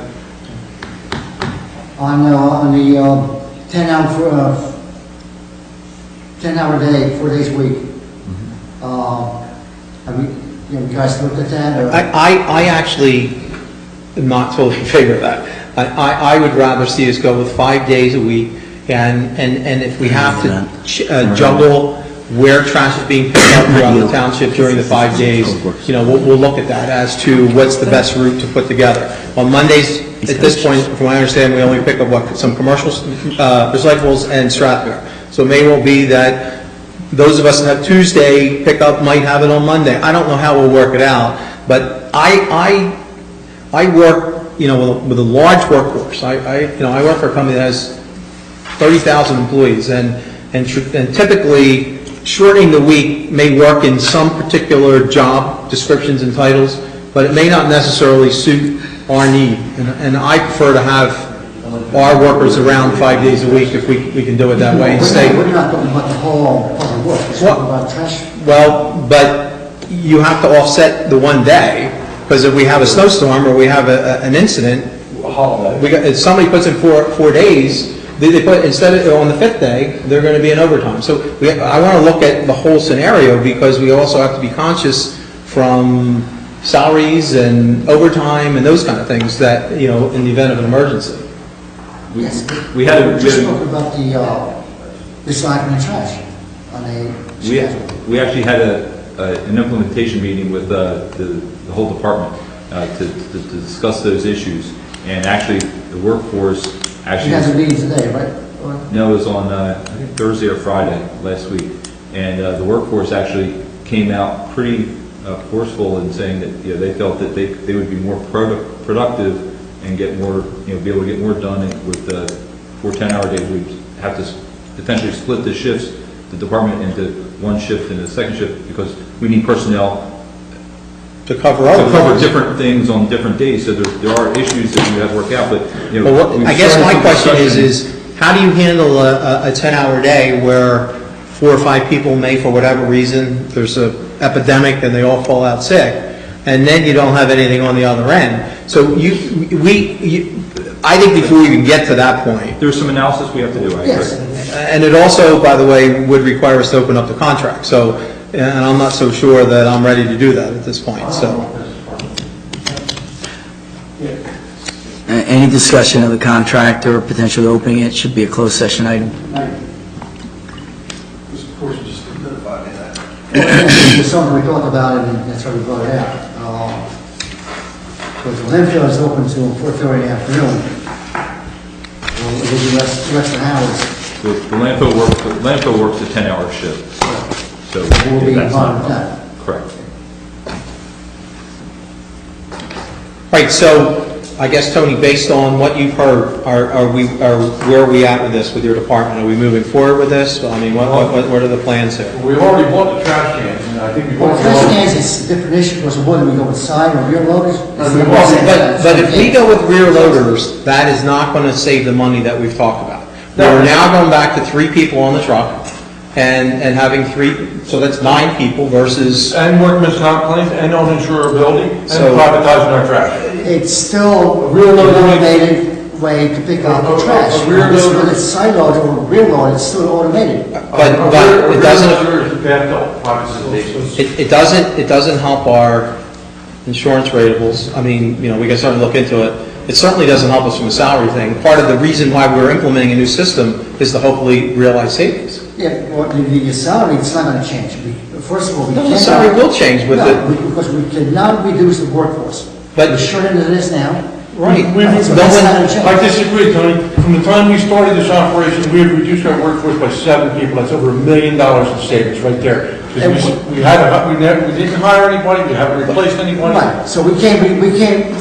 No one's looking to replace people, but the problem is there are some other things that need to be addressed that are being put off. And so by now putting an additional 4 people on, if we propose 2 more trucks, Right. okay, there are people that could be doing other jobs in the township and getting other things accomplished while the trash is being picked up. The automated truck is going to use a driver and person in the back. Well, I've heard testimony from a lot of our workforce that that's not going to work with 2 people. Now, whether or not, okay, so... Again, that's something we don't look into that, but anyone else is not with a driver and a person in the back. Did we already authorize to put out a bid for these trucks? Well, but I will make a comment that I believe a bid can be withdrawn if we change the That's for the system. benefit. We can reject the bids if we substantially change. Right. And if we go to a rear truck, that's substantially changing. And if you abandon the Or project. if you- Right. So, but again, I'm not Tony, asking to ban anything, I'm not asking to change it, I'm just asking to look at everything that we have in front of us and make sure that we do it right. We've been looking Spend at it for every almost 4 money. years, we treat this about Because that. at the end of the day, what matters is that we pick up the trash. absolutely. Whether or not we spend 600,000 or 400,000, I think the people want to see. Well, that matters. I think the people That want matters. $100,000 as opposed to $600,000 we're going to spend. But at the end of the day, the trash is getting picked up. At And- 400,000 or 600, they want to see the 400,000, not the 600,000. The average person I've talked to, when they put their trash out and they come home and it's gone, they don't care if their neighbor steals it, they're just happy it's gone. They don't really care how it disappears. Well, I think we need to make a firm decision here. We have the trash cans in place in order. We have 1 rear end that we've approved the bid for, right? And The other trucks are out on bid. For what? The other trucks, we've already submitted a bid, or we have that That on doesn't bid. matter, that can be changed, but I'm not even asking that. I want to make sure that whatever we do, it's going to work, and it'll be at least expensive. Well, I think you should have made sure of that before you recommended we put it out for bid, Tony, it is your department. Well, And now, 3 weeks later, we're back. I've been here a year and a half, you've been working on this for 6 years. Okay? Why did you make the decision before I came here? I did make the decision. Well, this is what working trucks. But we also held off because the committee didn't want to buy the automated system because they wanted to see the cost savings. The cost savings has been accrued. I'm saying this, it's 6 years in the making. well, I don't know that it was. The savings Well, that's what I'm talking have been about. seen by, the program was going to be implemented 5 or 6 years ago. And part of that cost savings was to see attrition of people. The committee did not want to implement it until the attrition occurred because There wasn't any savings Immediate realized savings. up to this point. At this point, we've had 7 people either has retired or been dismissed and left at employment, and during that period, we have saved over $900,000, which is well beyond the savings that we had projected back when we first started discussing this. So there are savings that have seen. My point is this, we're going on for 6 years, okay? Then we wait another month or two, is it gonna make a difference? And we do it right? No, it's not, but My problem is we've actually bid out a truck. I don't feel comfortable changing the project, so we cancel the bids. Okay, now the only thing we have to do is to take a vote on it and let's move on. I can agree with that. What? Bids come in, take a vote on it, move on. Okay. I'm in favor of taking a vote on it, and considering that's gonna be all of them. Tony, listen to yourself though, seriously. I am. 5 months ago, more than that, a year ago, you were pounding your chest, and probably rightfully so, that we needed new trucks. Now we're going to delay it more. And they're saying that we need new trucks. We run into it now, we need them yesterday, last year. I And understand. we take another month to do the right thing? Is it gonna hurt anybody? Well, all I can say is, whatever we land on now needs to prove substantial savings, because we've come full circle. Believe me, I'm sitting here as probably the lone person that said to keep the original design that we had in place, only make the trucks longer, okay? And so I probably come more full circle than anybody on this project, okay? Because I was one of the ones that were opposed to spending the money originally. When you look at the 5-year cost of a 25-year rear load with a 2-man crew and 3 trucks, that's estimated $2.7 million for the capital cost of the trucks and the manpower to operate that 2-man crew for the 3 trucks. For the same 2 automated trucks, you're looking at $1.3 million. So just in that savings of over the 5-year period, the capital cost and your labor savings is almost double. So there's savings immediately just in the labor. But how are you reducing the labor costs? Explain how you're reducing the labor. The labor costs to pick up the trash. Otherwise, if we keep the manpower on the backs of the truck, we're going to have to hire workers to get the work done. The overall cost of the labor, it doesn't change. It does for trash collection. It changes for pickup of trash. Right, we're taking from one end, Okay, the shift is somewhere different everywhere. that's true, but if we don't do that, we're gonna have to hire more people, because we're behind in what we need to do. That's what he's trying to say. He's trying to say the savings are not in the manpower that exists now. We're not looking to lay people off. We have other jobs that need to be accomplished. And by taking other manpower off the picking up trash, we'll have that available to us. If we don't do that, if we go back to an original system, we now probably need at some point to hire people. It's not gonna be the original one, either way, it'll be automated. Tony, but they can't do it with one, the difference between the one arm with one person driving the truck and picking up, it's a minimum of 2, which is a minimum of now of 3 extra people, and it could potentially be more than that. Each person's between $65,000 and $75,000 a year in labor and benefits.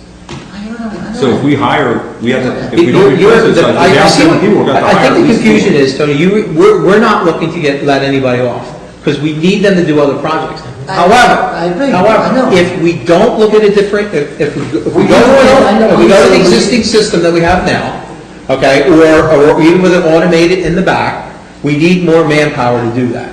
We need more manpower than the one arm that's going to pick it up. And so therefore, we probably will need to hire additional people to make up for the jobs that we're starting to fall behind in. If we don't cut the labor out of our trash pickup, we're going to be uninsured and we're no longer going to be in the trash business. How do you figure that? We go How do I figure that? We go, no, it's automation. If we don't, It's automation. Well, it's not, the rear end is not as safe as the one arm, because nobody gets out of the truck with the one arm. Rear loading is not automated, it's semi-automated. You're still having a person getting up and off of a step 1,000 times a day. And that's where the accidents occur, is getting up and off of that truck. I mean, The if you workers, compare it to, their knees are, a lot of our accidents aren't from backs. A lot of our accidents are from their knees, just wearing out. Getting up and down off of that back of that truck 1,000 times a day, 5 days a week, wears out the guys. And that's where some of our workers' comp claims are coming from. So So unless we can cut that out and get it automated, we can save on workers' comp, we save long-term in our labor force, and we can get our work done and not have to lay anybody off, because we've done it through attrition over the years. With the exception of not hiring part-time people. And we won't hire the part-time people. Well, what happens if we meet with somebody retires? We have to replace them. In the future, we may have to hire in 4 or 5 years from now. I don't know when that time is, but if we stay with collecting trash semi-automated with the rear loader trucks, we will have to hire new people. Additional people. Additional. We will have to hire an additional workforce to get the work done that we need to get done. That's without a fact. Without a doubt, that's going to happen. Well, we might not be able to do it with the sign on it. We can do it. We discussed it and we answered everybody's question at our supervisor meeting on last week. And everybody's questions were answered. Who's the supervisor meeting? Just out of curiosity. Tony, Roy, Schoen, and Chris Thomas and myself. So why are we going over a supervisor meeting at this level? I thought everything was answered at that meeting and everybody's questions were answered.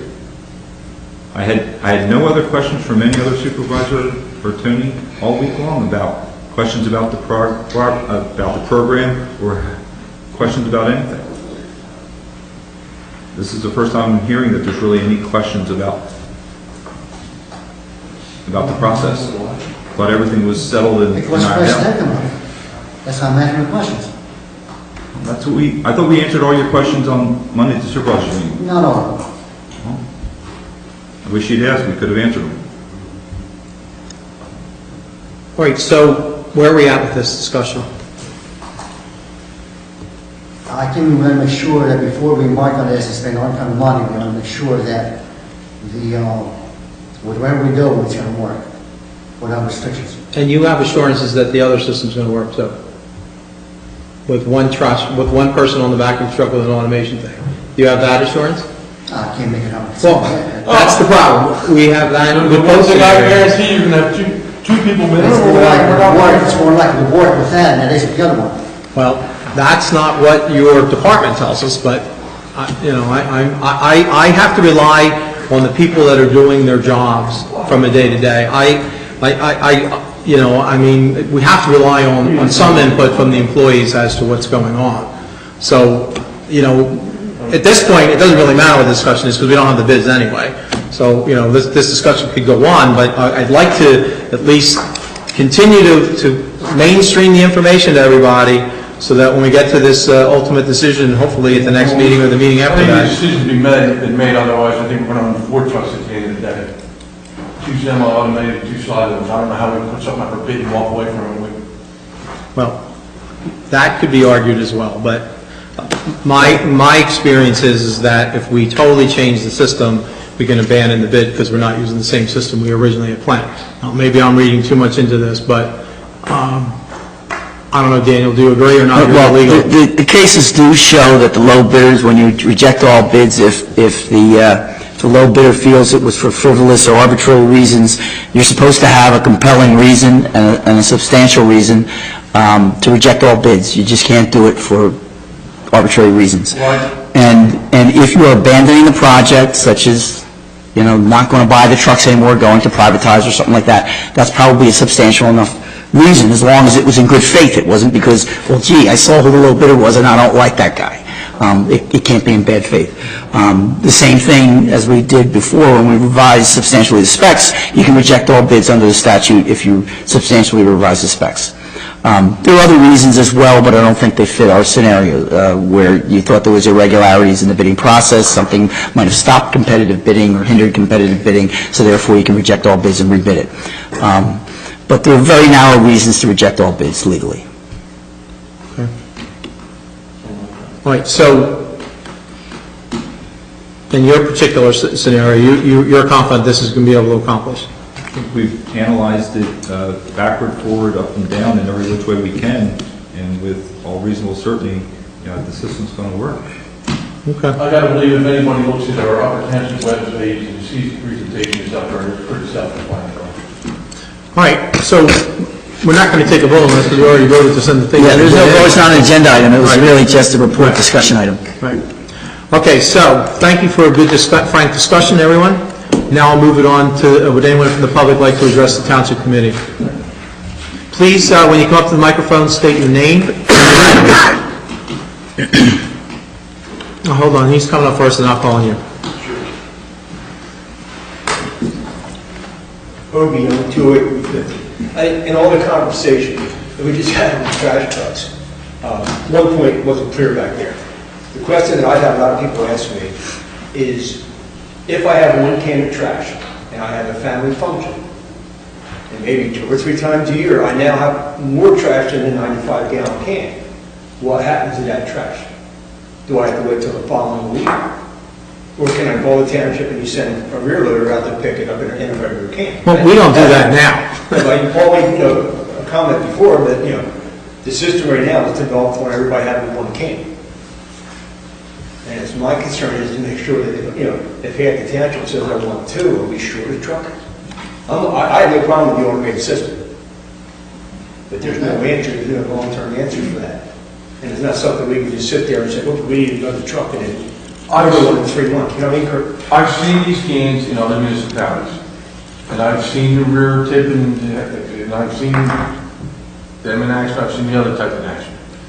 And I can tell you right now, I've also, these cans hold a huge capacity of trash. I've also seen these cans, and the problem is it's not going to fit up a bag next to the can. I've seen the cans basically overflowed with the lid propped open, and it gets dumped.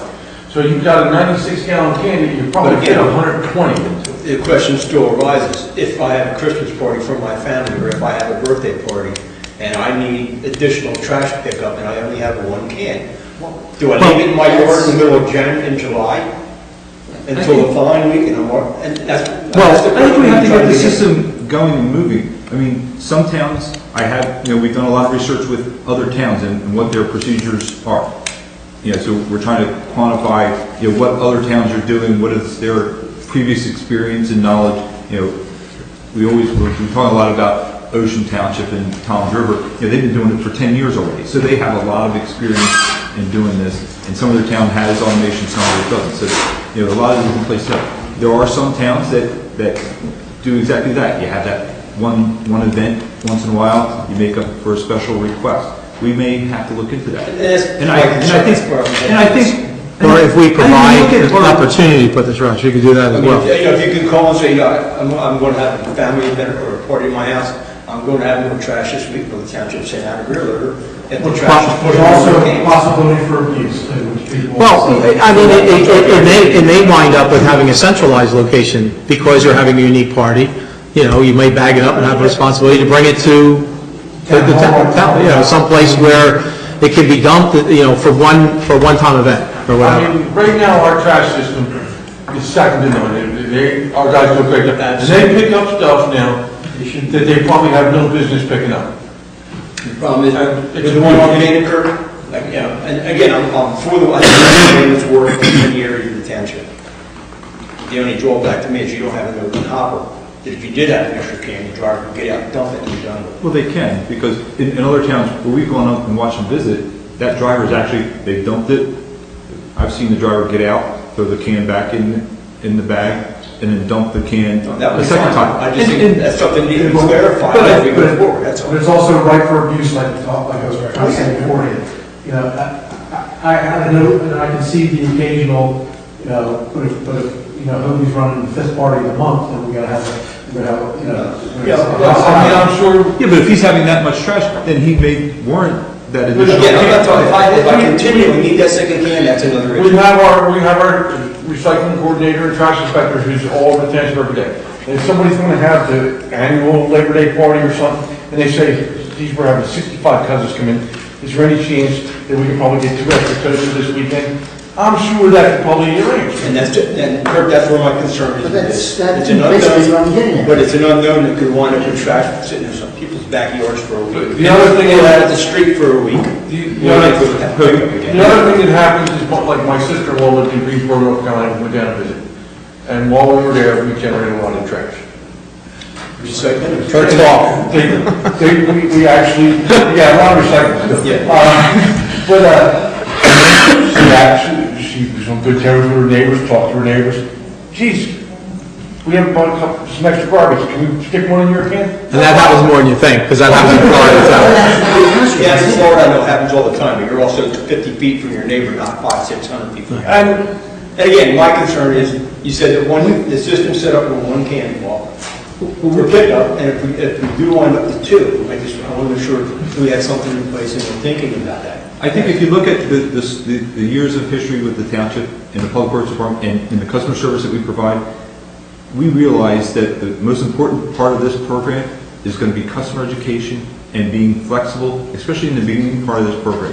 And I think there's going to be a learning curve for everybody to implement this program. Absolutely. And as we go, we're going to have to be flexible and adaptive and come back to the community and say, hey, we want to add in this program of if you're having a special event, maybe you rent a can for a weekend and it's a $5 rental charge, just to drop it off and you get that $5 rental, we dump it and we'll collect it later in the week. And we may have to work out some of those issues, but I think the process is, let's get the program up and running, and then there's small nuances. So I think most residents, once they get using the cans, they're going to realize they don't need as much volume.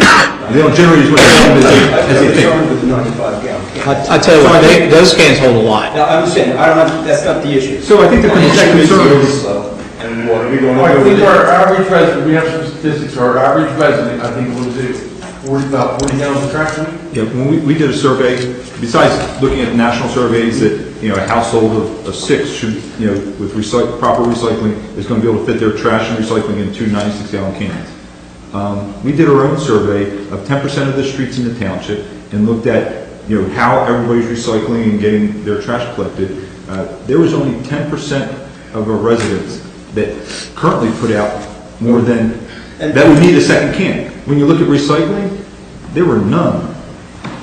And when you take out Strathmere, those percentages dropped from 10% down to 8%. So I think I'm worried about the exception.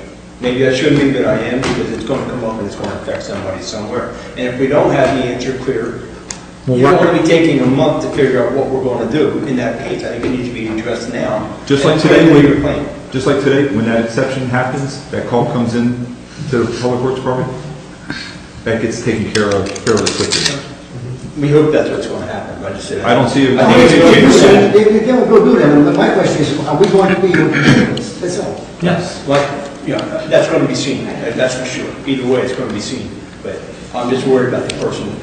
I don't want trash sitting in my backyard for a week waiting to be picked up the following week. And that's a concern. That's a concern. It's a concern with rabies and everything else. So it's something you have to address. Well, and on the flip side, the cans that are going to be used are certainly better to keep the trash in place than open containers that are blowing all over the place. If you only have one can and you're over, Rich, you're already over. I understand that, but right now, the system that's out there, there's birds going after the bags, there's open cans that are blowing all over the place. Absolutely. In fact, we should be a cleaner township because of these new cans. I just don't want to see bags of trash or cans of trash sitting out there for a week waiting to get picked up again. And I agree.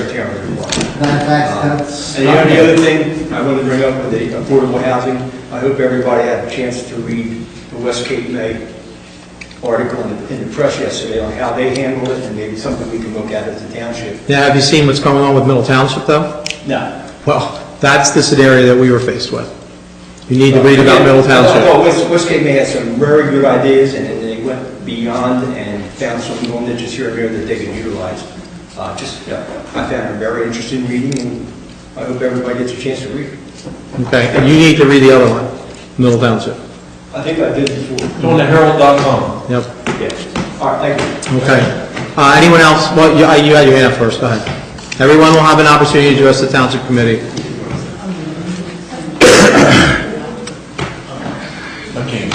Don't say a word. Hi, good evening. My name is Alice Verbansky, and I live on Ocean Woods Avenue. My question is, has the map been, I'm very concerned about this proposed pipeline, has the map been made public? Yeah, I mean, we had, there was, well, we had a public hearing here for the BPU, but those maps were available for that meeting as well. I mean, there is a map showing the location of the proposed pipeline at the township. Okay, how extensively has this been made public? What kind of outreach has been done? How have neighbors been informed? Because, I mean, I understand that you say that you feel that there will be no adverse effects to the pine land. I said very little. Okay. As part of, That's one issue. The other issue is, what about adverse effects to residents? It's my understanding that it's highly likely that this pipeline will run right in front of my house. I am extremely concerned about health risks, and I'm sure people around me and my neighbors would be as well. Where do you live? Where do you live? Woods Avenue. In addition, there is likely to be an impact on property values. It has seemed, it just feels the attitude that there's this disregard for those who will be affected with this pipeline running through their neighborhoods. all the people that are directly adjacent to the pipeline were notified as part of the public process. So if you received the public notice? I have not received the public notice, and I would like to see the map. But I am still saying to you that without a doubt, I can tell you that my neighbors would be horrified to know that this is going to be within a stone's throw of them. Okay? And well, everything's going to be underground, first of all. And there's pipeline. There's literature, there's studies that demonstrate health risks. Would you like this in front of your house? I live in Beasley's Point now. Would you like this directly in front of your house? I have a gas line in front of my house right now that serves the house. A pipeline of this magnitude, my house is here, it's likely to be right about there. It's not going in front of your house. It's actually going down Hudson Avenue. It's going down the power lines, where the power lines are. That's where it's going down, so it won't go in front of your house. How many, can you answer, how close is this going to be to various residents? How many residents are impacted? I can individually, if you come in and meet. No, let's just talk publicly, because there's some literature being circulated, and it appears very dangerous. It appears as though there are 10 residential properties within 25 feet.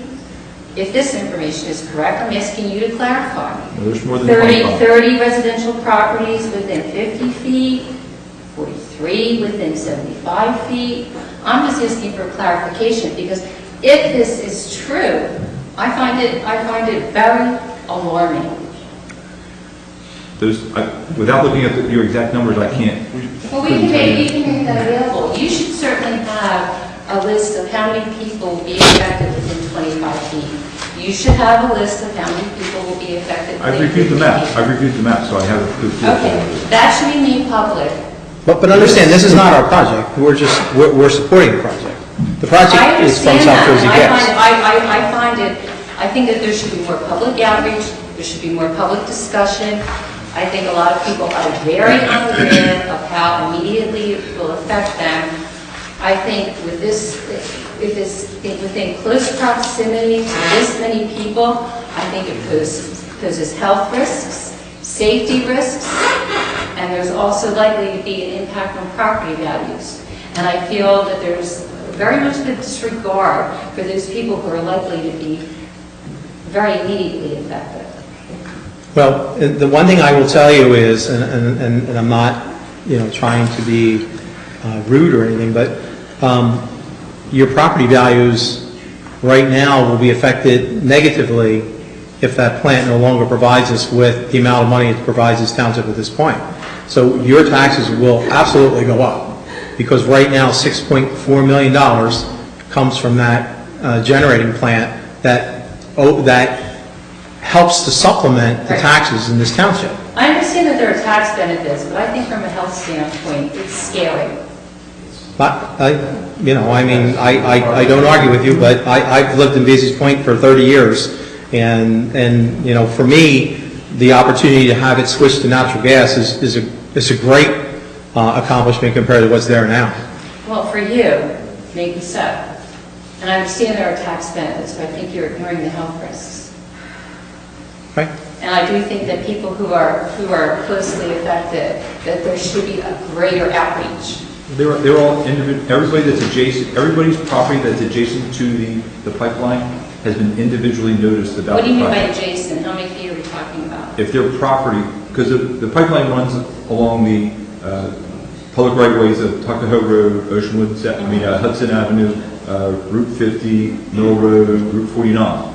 If your property abuts any one of those roads where the pipeline is, regardless of where your house is, if your property abuts one of those right-of-ways, you've been individually noticed. But you're just talking about abutting. You're not talking about, say, if it's 75 feet away or if it's 100 feet away. Am I correct? Well, most of those properties are more than 25, 45, or 75 feet. Well, I'm just asking for clarification because I think that if you're just strictly notifying those properties abutted, I mean, you're falling short of your obligation. And I just think it's scary. I mean, I realize you're saying there's a tax benefit. I think it's extremely scary. And I don't think you would like it right in front of your house. And I think that there has to be a greater outreach. This has to be made more public as to exactly where this is running, where it's going. I don't know how you would get that out to the public, a map of sorts, but I think that you should try. Okay, thank you. Thank you. Folks, we appreciate, and we'll give everybody ample opportunity to speak their piece, but we don't have a cheering section here. We cooperate with everybody. Go ahead. Good evening, Mayor Palumbo, council, and public. May I please have a copy of your paper that you invite the public to have? I'd like to read it later. Is it right here? First of all, you need to go back there, and we'll make sure you get a copy of it, all right? Okay, thank you. I'm sorry. I didn't realize. And you need to say who you are. Oh, with pleasure. I'm Dr. Stephen Fenichel. I'm a physician. And your address? I live at 2117 Bay Avenue in Ocean City. Okay. And, you know, you said something there before about people are putting things out to people in their mailboxes, and something about the facts that you said were wrong. I didn't say they were all wrong. I said some of them are Well, all not I can correct. say is it would be wonderful to know which facts I helped put out this weekend, because I was riding my bike all down 49 and trying to engage your citizens with letting them know about this. And it really is so that, you know, you're entitled to your opinion, but you are not entitled to your own facts, and neither am I. And I stand by the facts. Okay. Well, we can agree to disagree. Okay, well, we could discuss what you find not to be a fact. I'm not going to do that this evening, Well, I but you can appreciate it. certainly state what you'd like to address the township Well, I council. certainly will. And I must say, I appreciate the dynamism of your council. It's definitely not a bobblehead council, as many councils that I've experienced. I enjoy that dynamism that you allow and that you give. I want to say that this whole project benefits South Jersey Gas very much, and it's like a snake that starts in the Marcellus shales with the fracking, contaminating people's drinking water, and those aquifers are moving closer and closer to Philadelphia and South Jersey. The body of the snake now is going to serpentine-like through our pinelands and through our forests to get to BL, England, which is basically, I guess, the butt end of the snake, that is going to be burning 24 hours a day, 7 days a week, 365 days a year, whereas before, they only burned their coal between 30 and 40 days a year. And what will be emitting now are ultrafine particles. And I did send to the clerk, as well as to all the members of council, a paper that describes one of the major gaps in knowledge with regards to health concerns is the impact of ultrafine particles, which is also suggested in this article that the large particles with coal emissions are fine with a very tall chimney.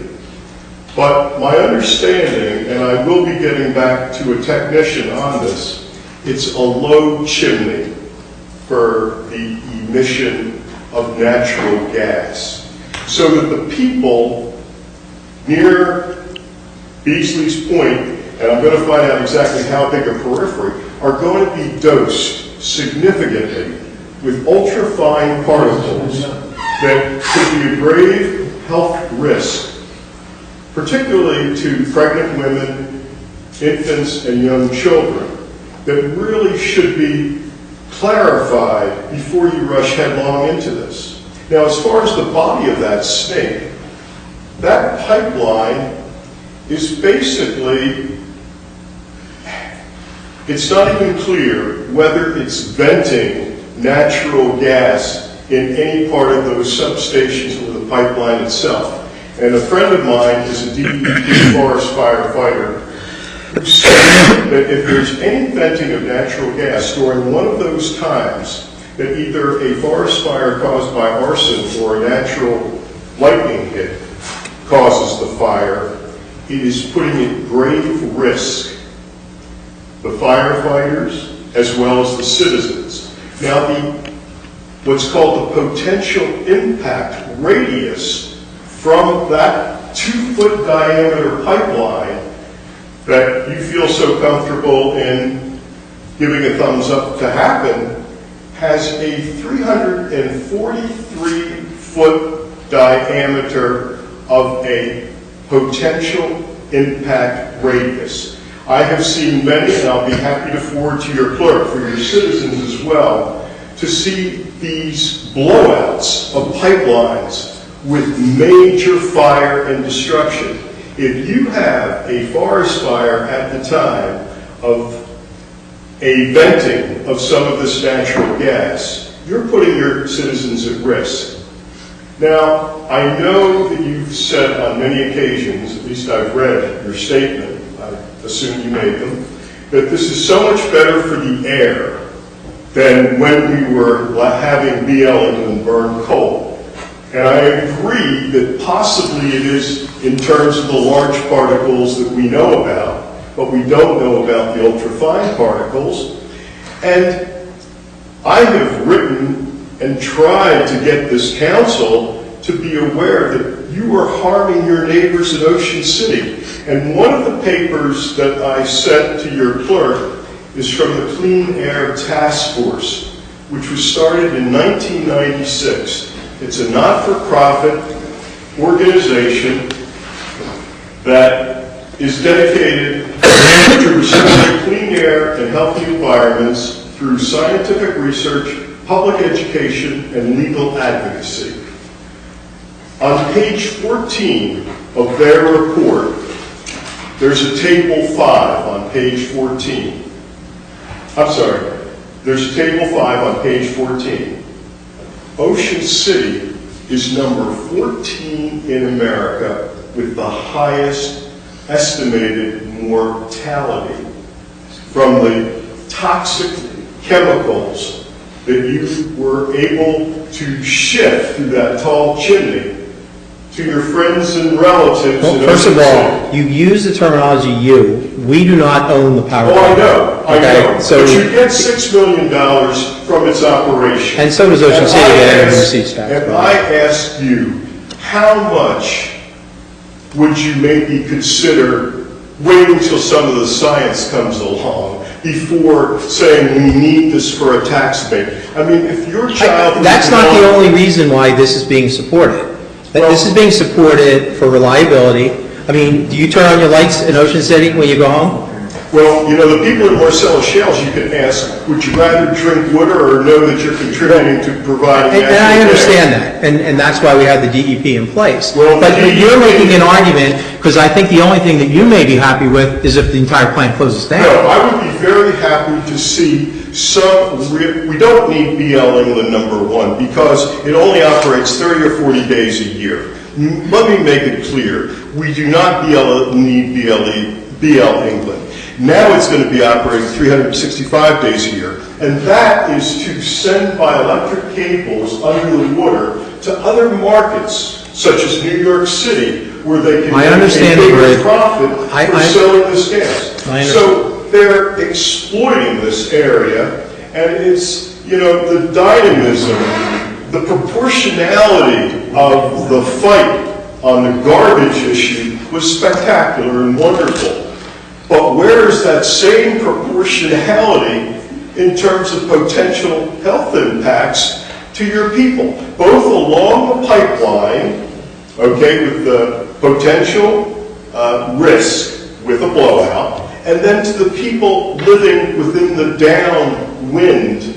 If it is a low chimney, I'm trying to find that out for certain, Mayor Palumbo. I'm not sure, but I understand that the physics of it requires a low chimney, which means that this time, the people of Upper Township are going to be significantly dosed with ultrafine particles whose health risks we're not sure of. Perhaps the industry already knows, as the tobacco industry knew years before the revelations of them keeping these things secret showed.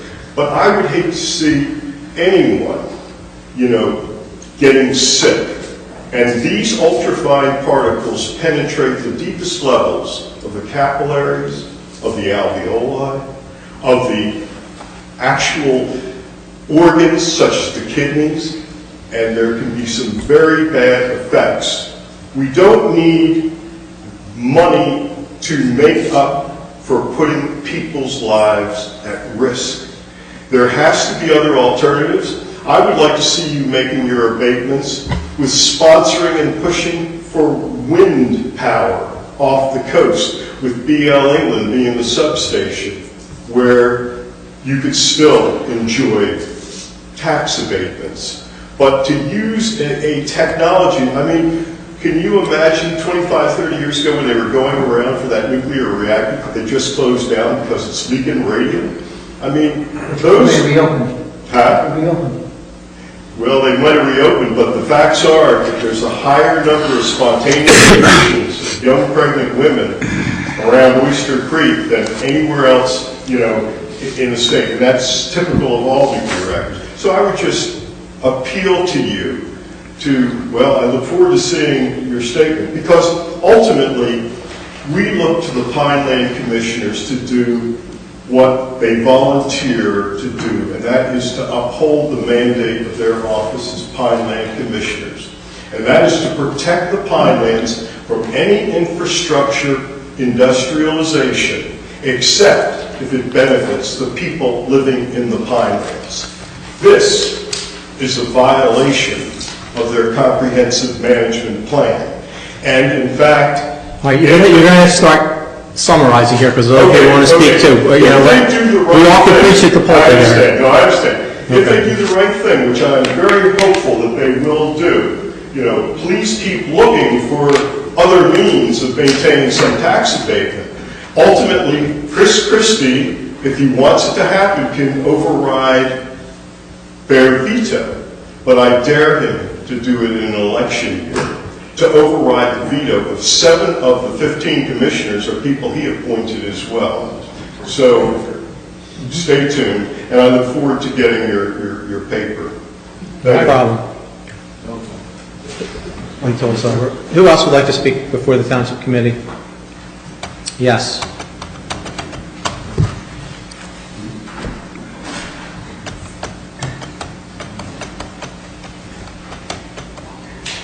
Good evening. Hello.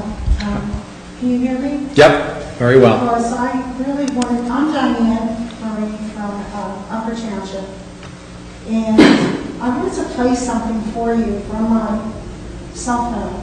But first I'd like to say that, can you hear me? I don't feel like is this working? Yes. Okay. I've been trying to get an appointment with you for weeks, and I haven't been successful. Barbara? Do we have any appointments set up? Not as yet.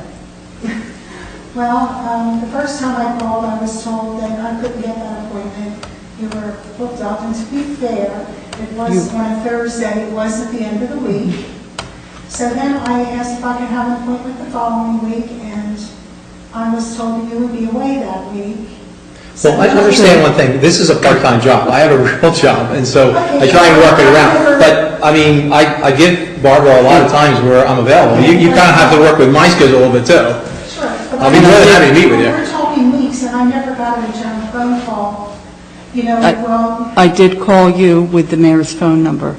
no, you With- said to me, Yes. I'd be glad to give you his phone number. Yes. And I told you, no, I was not interested in speaking with him on the phone, that I really wanted a face-to-face. And I told you, you could be really specific and tell him it would only be 15 minutes of his time. But you didn't give it, you didn't even give me what you wanted to talk about.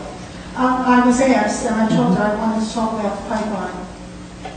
Well, whatever the case would be, we can certainly meet, but understand that I meet with a lot of people all the time, but they work around my schedule and I try and accommodate them as well. But to say a Thursday at 1 o'clock, I mean, I have a real job too, so. Weeks. This is going on Well, for weeks. I will certainly make it a point that we can sit down together, but, you know, I usually have the clerk come with me on any appointment that I have, so it will never be one-on-one. Well, I have a really good memory, and Okay.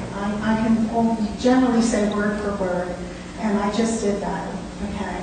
Now, I feel as though... if Did you I give us your was- address, where you live? Why do you want my address? Because for the record, we have to have it, that's Yeah, part of I'm it. on Hollyberry Lane. Okay, thank you. And one more. Okay. I feel as though if I was a corporation, you know, corporations are people now, and if I was a corporation, but I might have had a different outcome with my appointment, but I'm just a people. If I was a corporation people, then I might have gotten that appointment. That's not true. So, well, that's how I feel. And, you know, the first time I came here, the very first meeting I came to, I tried to hand you a paper different than the one that you're holding from our group. And you said to me, I'm not interested, I'm for the pipeline. And you... I thought it was very interesting. I was very honest with you. Well, you were, but you were not open to any kind of discussion about it. Well, at all. I think part of it is the five of us here, and I'll use myself because you're pointing fingers at me. I'm an elected official. I have a fiscal responsibility to these township residents that are paying taxes. Okay? I also have a responsibility for the health and better and the welfare. Okay? But I just happen to be in favor of this particular project. And so you may be opposed to it, and I'm in favor of it. But we can still live together. We can still, you know. Mayor, I heard you say tonight, when you looked at the paper, the leaflets that we all walked around and handed out, you said none of that was... I didn't say none of it. I said there's some inaccuracies, and there is. And then when you were pressed on that, and I hope that my associates here will get up and you can tell them what you think is inaccurate. I'm not prepared to do that this evening, but I will make sure that we do it, and I do have, your other colleague, Dr. Fenichel, will get a copy of my letter that will be going to the Pinelands Commission on Wednesday. If you could, you know, give us the time. All right, we'll give you that. It's not public record, Dr. Wednesday. Okay, and the other thing I just wanted to bring up is that all pipelines leak. You can Google that, anybody can Google that, and you'll see it's a fact. They leak everywhere. It's an inevitable thing. And I understand they usually leak in the first year. And they're leaking toxins into the groundwater, into the ground, and the methane that rises into the atmosphere, which is not good, obviously. Now, there was an explosion. Of course, the pipelines explode. There was an explosion August 12th in Erie from a pipeline. And I have a 1-minute news report on that. If you wouldn't mind me letting you hear that. I have seen on the news. Is that going to be picked up by, I want to make sure, because we're videotaping this. I don't want to I want to make sure. Where's Ed? Who's running the film? It's a news report out of Erie, Pennsylvania. And I don't know why it's taking a long time here to come up. But, Do we have not good reception in here? Yeah, you're correct. Verizon. If you have Verizon, Have good you're not going to Verizon. get, you will not You won't- get. you'll never get it. reception. Oh, well, that was, Actually, can I make a suggestion? If you want us to see it and make it public record, if you can email a link to our clerk tomorrow, okay. and she'll forward it to all of us. Thank you. And the other thing, okay, I was just thinking about that now, that slipped my mind. I really would like you to hear that. I think that might change your minds if you hear it. I think 3 people are dead. This pipeline, and this was August the 12th. Yes. If you want to look it up, Google it, you can probably get the link. It's just the Erie explosion, the pipeline explosion in Erie, Pennsylvania, and it'll come right up. And it almost makes you cry, and you watch the news report. So why that wasn't reported, I don't know, but a lot of them are not. So thank you, and I appreciate if you'll open the door just a little more for us. Sure, Thank you. no problem. Yes?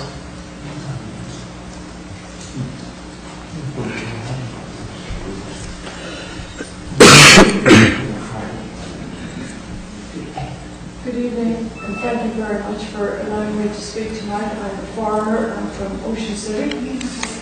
My name is Georgina Shanley from Bay Avenue, Ocean City, and I would like to voice my concerns about the gas pipeline.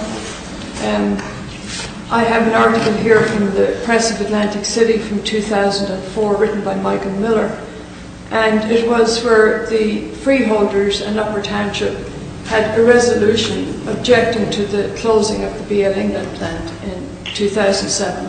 The Department of Environmental Protection wanted it closed because it was emitting so much toxic stuff. And to give an idea, it released 276 tons of chemicals in 2002, biggest polluter in many counties, produced 153,162 pounds of sulfuric acid, all kinds of bad volatile chemicals, and were released into the air. And yet the elected officials in the county level and the township level fought hard to keep that plant open. So the biggest concern, it seems, is the $6 million tax abatement. And, you know, no matter how you cut it, you know, the facts showed, all of the studies that were done by objective bodies showed it was a very dangerous plant. And yet it was allowed to keep going and keep going and keep going. And if a couple of the residents, this resident here, Alice, who said, you know, how do we know what the health impact is for us? You know, is it worth the $6 million? I'm not here to fight with anybody. I'm just here to say that we don't even know how dangerous this gas tank would be. It'll create much greater noise. It'll create pollution from fine particles. You'll have a lot of transportation in and out. It's a whole different beast. And I'm not sure if it's worth the $6 million. I think it would be very good if you could get that money back from a combination of whatever, solar, wind, whatever, wave power, whatever is necessary. Because I think you have to think twice about this before leaping into this. We have a saying, the devil you know is better than the devil you don't know. And in this situation, you have 2 devils, and maybe the real devil is the money. And I would like you to, you know, reconsider your push for it. Thank you. Okay, anyone else?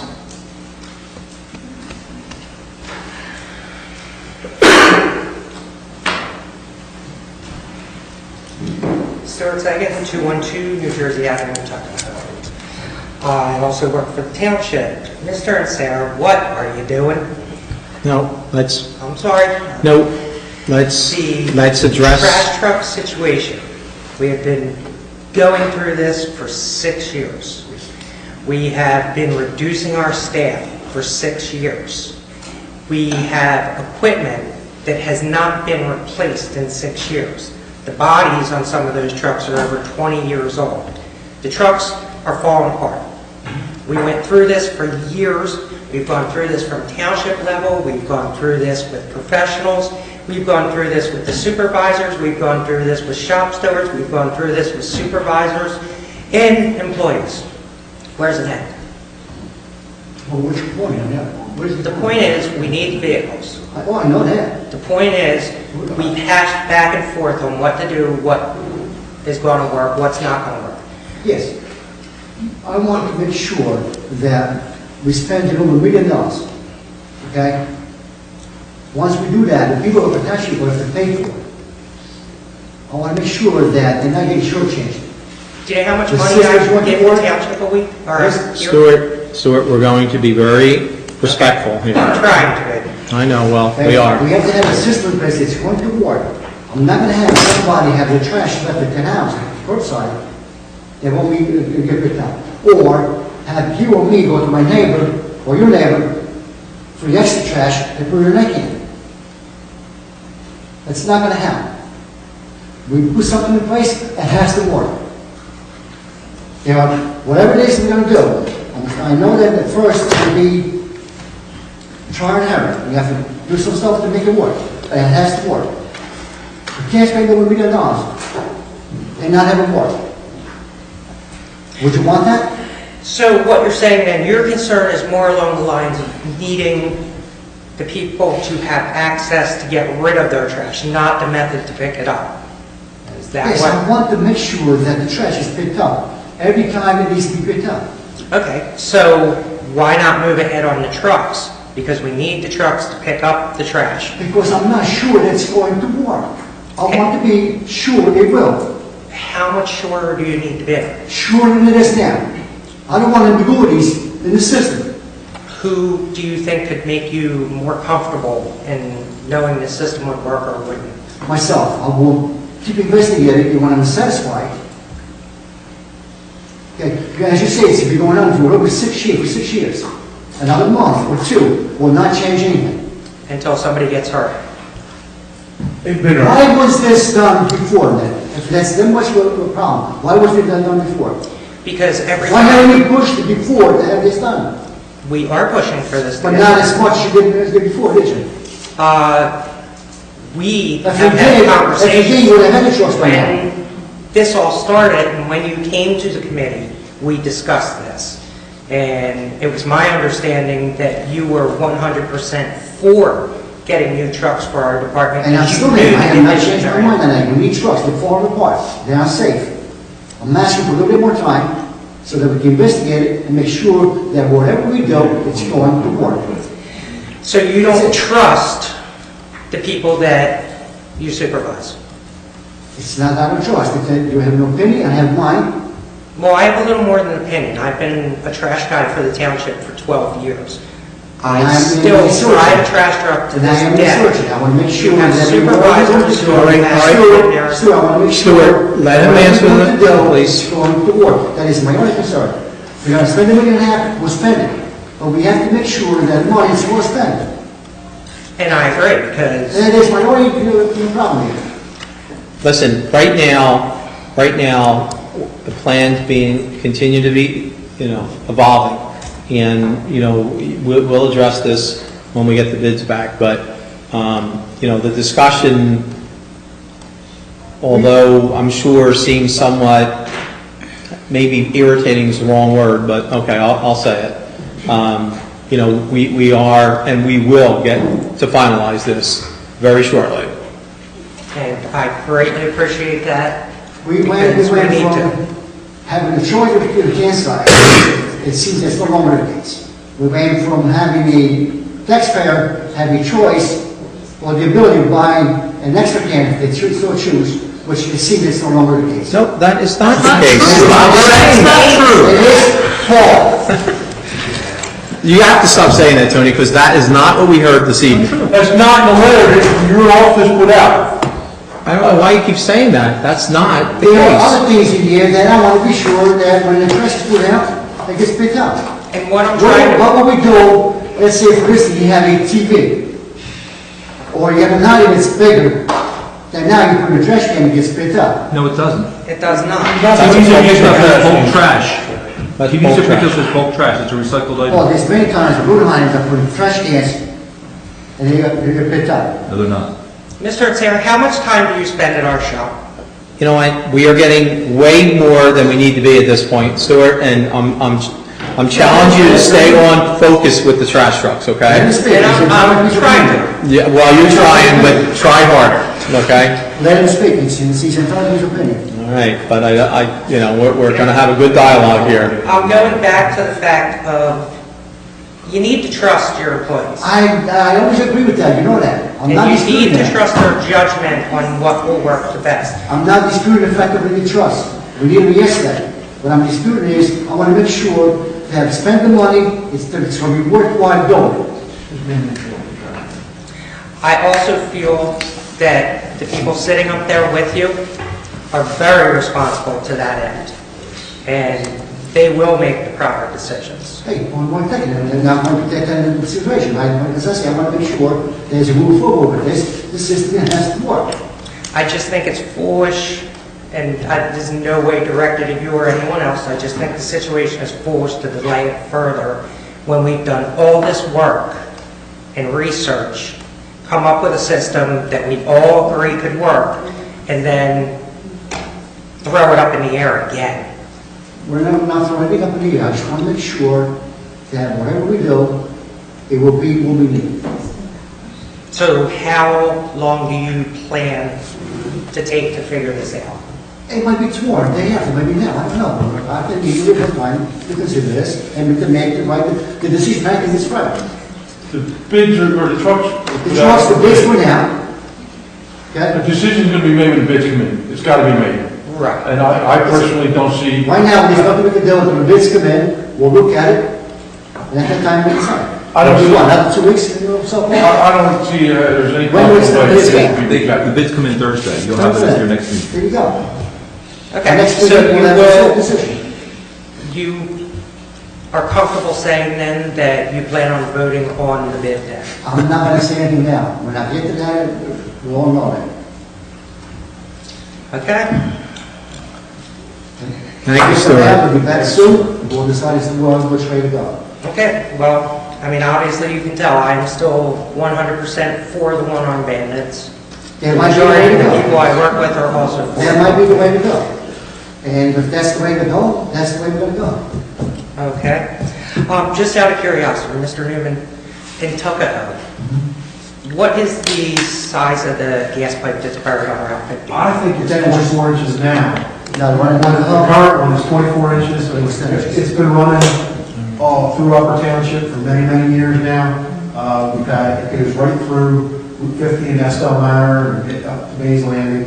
How many times has it exploded? It's never exploded. You know, It's not to say they can't, That's- but there's inherent risks with everything that we do, okay? And I know that it comes out of the ground by law, it has to come out of the ground in several different locations throughout that area, and it does come out of the ground up on Estelle Manor, and we've never had a problem that I know of up there in my 50 years in the township, if I recall, and in my 30 plus years in fire service. So, I don't recall any problems with any pipelines that are currently running through the township. I do, however, recall several incidents in which there was problems with the rail transportation that is currently used with not only coal and oil. We've had several incidents. I remember a couple of derailments. We've had quite a few cars struck. So I was just curious because I live in Tuckahoe and I recall there was a pipeline there, and I'm not trying to stir up anybody's thing, but I just thought it was relevant because that pipeline's been there since I've lived there and we've never had a problem with it. All right, guys, come on, we're trying to tape this. All right, well, thank you for your time. All right, thank you. Anyone else? Yes.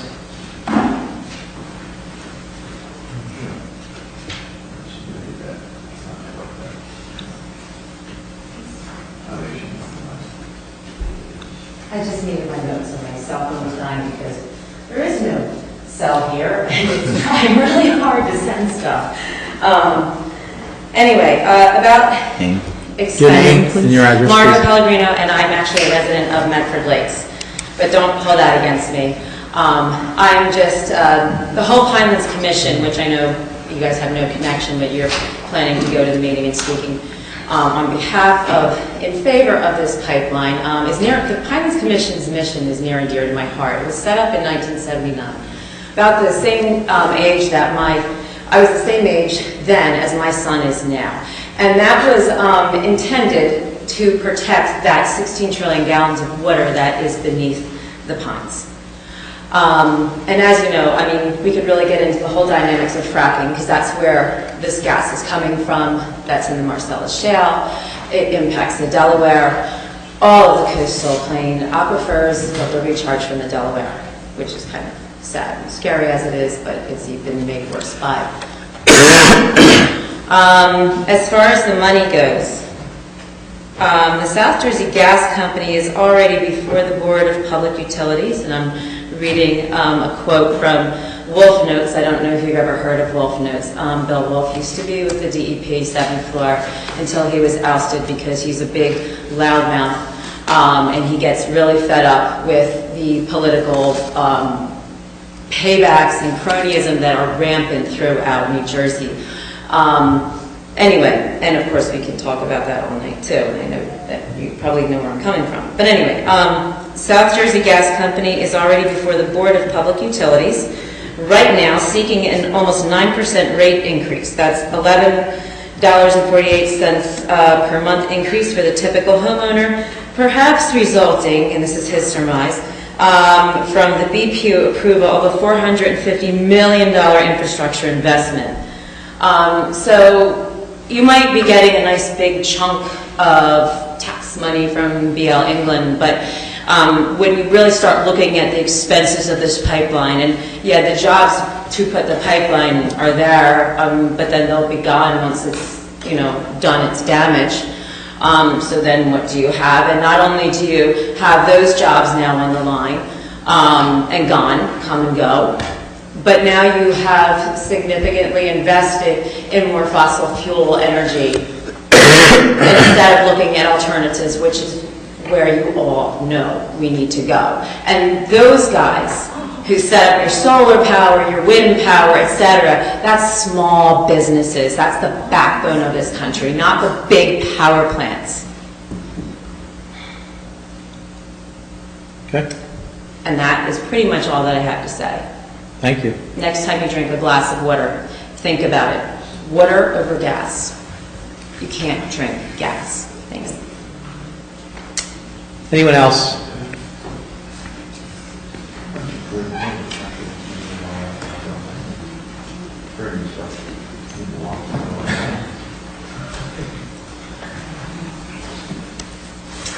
My name is Bob Allen. I'm a resident on Evergreen Drive in Seville. And I wanted to speak just briefly because I've heard that some of this discussion I'd like to address can't probably be approached here. And I guess it looks like I'm batting cleanup anyway, so everybody's probably anxious to get home. I wanted to pick up on a remark Committeeman Newman made, I think earlier. I don't want to misquote you, but you said something to the effect that nothing in this world is 100%, I think was your remark. And I thought that was maybe a good place to start. I wanted to ask, I had maybe two questions and then maybe a suggestion, maybe one question and two suggestions. I wanted to ask first if the committeeman and the mayor and the deputy mayor and the folks involved with your very difficult task, if you're familiar with what is called the potential impact radius for pipelines. I know you've seen probably some of the literature that some of the people in the room back there had distributed in the last few days to residents and property owners along the pipeline. Are you familiar with this terminology, potential impact radius? Somebody brought it up tonight. Yeah. Are you familiar with that at all? I would Is there say... anybody can say they were prior to tonight? No. Okay. The point I want to make, and maybe the first suggestion is that, to me, and I do want to speak a few minutes, and I don't want to belabor this, but rather than listen to me, I'd very much suggest that you speak with the staff, and maybe him himself, the mayor of Allentown, Pennsylvania. Mike Moore, one of the staffers that I've been talking with over the summer, a number of the people in Allentown, who are in a way in a much more urbanized area, but in an area that's people that are tasked with the same kind of things you guys are tasked with, that is the oversight of a lot of people. Allentown had the horrible experience a few years ago of losing 5 of its citizens to a pipeline explosion. You might be aware of that. Now, it's not, I don't want to mix bananas and, I don't know, broccoli or whatever the image would be. This was an old pipeline. It was, in fact, I believe, in 1926, 1928, one of those years. It was out of the 20s. So it was an old pipeline, nearly 100 years old. It was also said to be a very low-pressure pipeline. Most of us get South Jersey gas, at least I do, some of us don't in the area. But we're familiar with small pressure lines, and there's a variety of them. And Mr. Newman was talking about Tuckahoe. I'm not sure that your comparison there is accurate. I'm not sure, and I'm not absolutely sure, but the pipeline coming through the pipeline, 24 inches, comes right now, today, it's been there for years and years and years. Yeah, I was aware of the pipeline, I think it's 20 inch, but I don't equivalent, I'm just saying, I realize it's a pipeline. But the point I was going to make is that in Allentown, this was a tiny little pipeline, I think it was a 4-inch, 6-inch. It was old. I actually remember that. Yeah, but the statement was made in regards to its pressure, I suppose, for the lay people and for the press, that this is the kind of pipeline that would barely blow up a balloon. It was a low pressure pipeline, and yet 5 people died. And this was buried underground. And as I say, it's not a comparison of oranges and broccoli or whatever. You can't make that. Your point though earlier is what catches my eye, and is in talking to the Allentown officials, to have that insignificant pressure pipe, even though old, they were under the impression, officials like yourselves in Allentown, including Ed Pawlowski, the mayor, and his assistants and his committee people, they were under the impression that the industry and the various officials, the regulatory agencies and so forth, were all in place such that they could not only give assurances, like I heard you kind of give about the pipeline in Tuckahoe, but they were also sure that, well, things are okay there.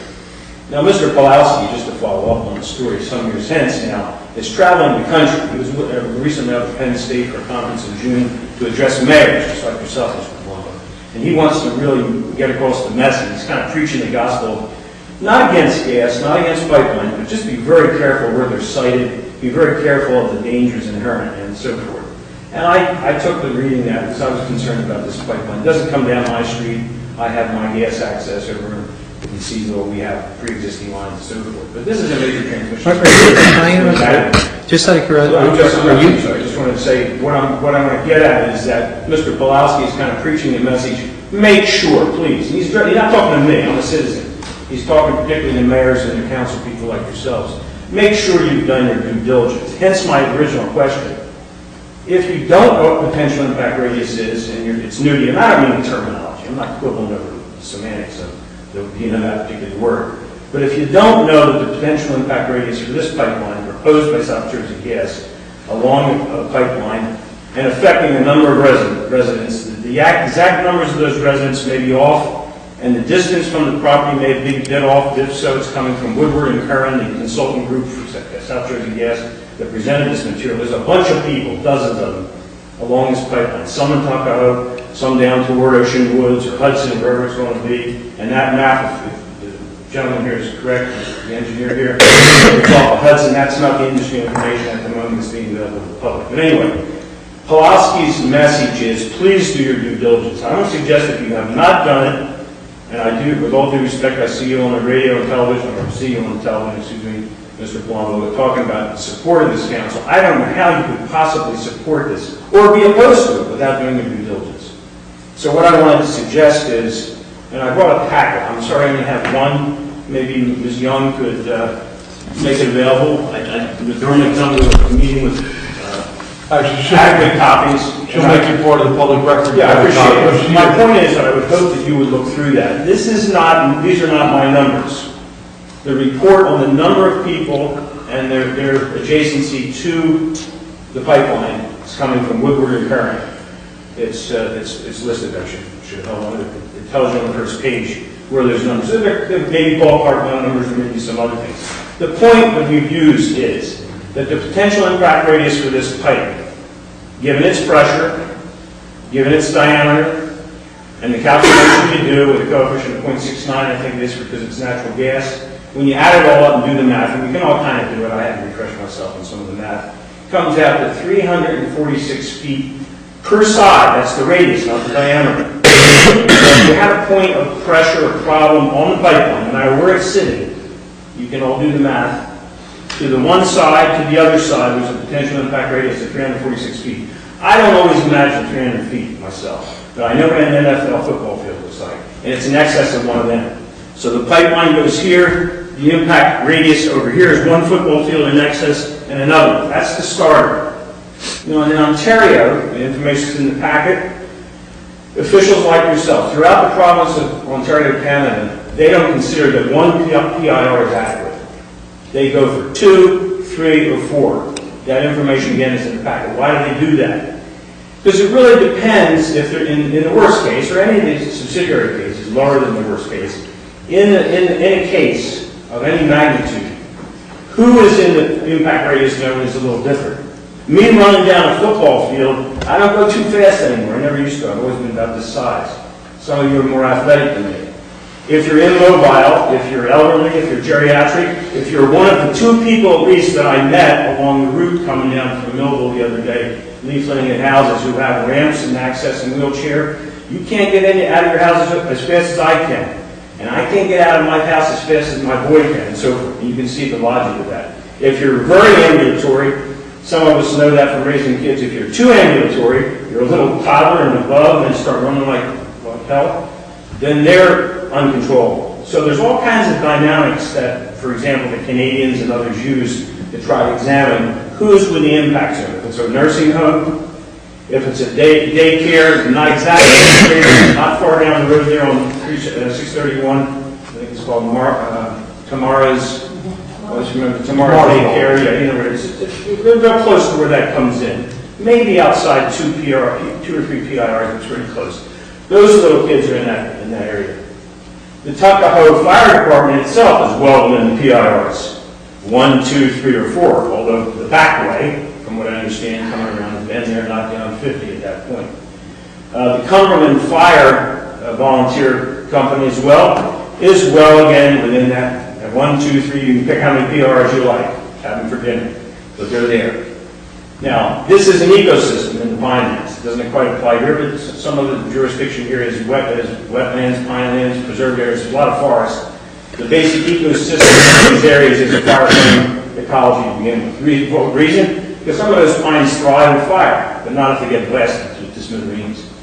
As was said by a previous speaker, when you're introducing the possibility of this magnitude pressure pipeline into pine barrens, when you're introducing it into an area that's by definition fire prone, and all I'm going to take, I'm not quoting any other numbers, I'm not Jimmy Greek, but Mr. Newman's, I think, very wise comment, nothing in this world is 100%. You're talking some different numbers than if you're talking about this pipeline being out in the Dakotas, where my son once worked a couple summers ago. He worked on one of those big pipelines. I wasn't real happy with it. We made a lot of good money.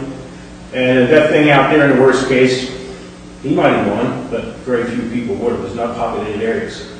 The other thing, when you look at cathode protection, there's some information there. Again, it's pretty much raw information. I'm asking you simply, take a look through it. Take it seriously.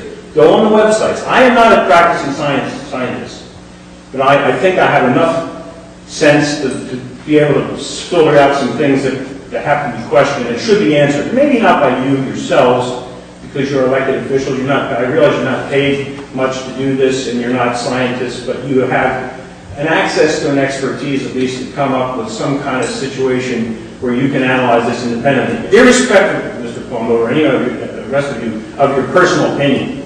I have not looked at this in terms of my personal opinion. I can't barely afford the taxes I pay now, in all due respect, and that's not your fault, but that's just the way the things are. My property, the taxes have doubled since the time my dad passed away a few years ago, and I bought up and inherited the house. But I will gladly pay more taxes, don't put that on the record, please, if I think that there's a problem safety. You know what I'm saying? I use Atlantic City Electric. I use natural gas. I'm not living in a cave. Evergreen's a nice street. You probably know people down Evergreen. It's a good street, good place to live. I'm very happy there. And I'm not directly affected. I'm not anywhere near the PIRs I'm referring to.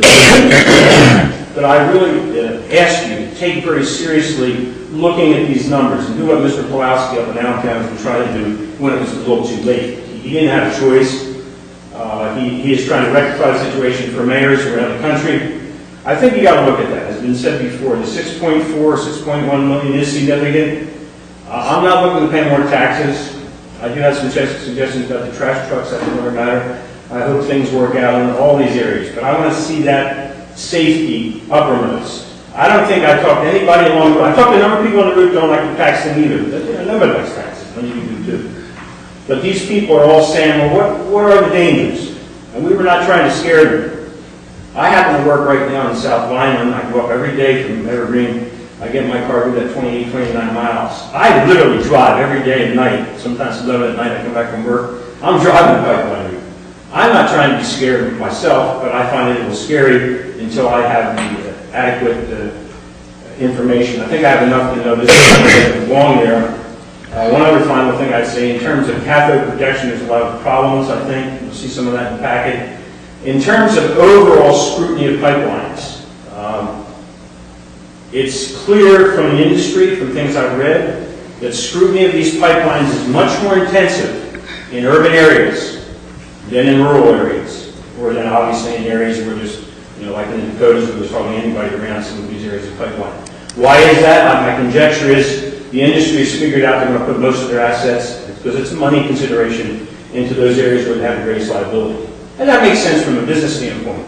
If I'm the one person in the Dakotas adjacent to the pipeline that goes, though, it doesn't make sense to me because I'm gone.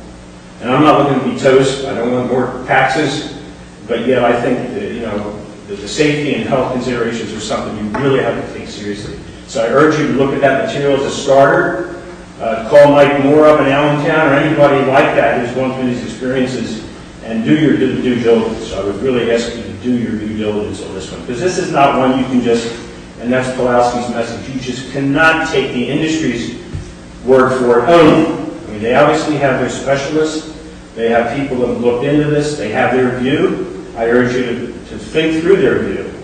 By the way, some of their materials, which we have cited, I found inaccuracies for. One I just heard of tonight. If that pipeline's going down Hudson, it's not in Woodward and Curran's report.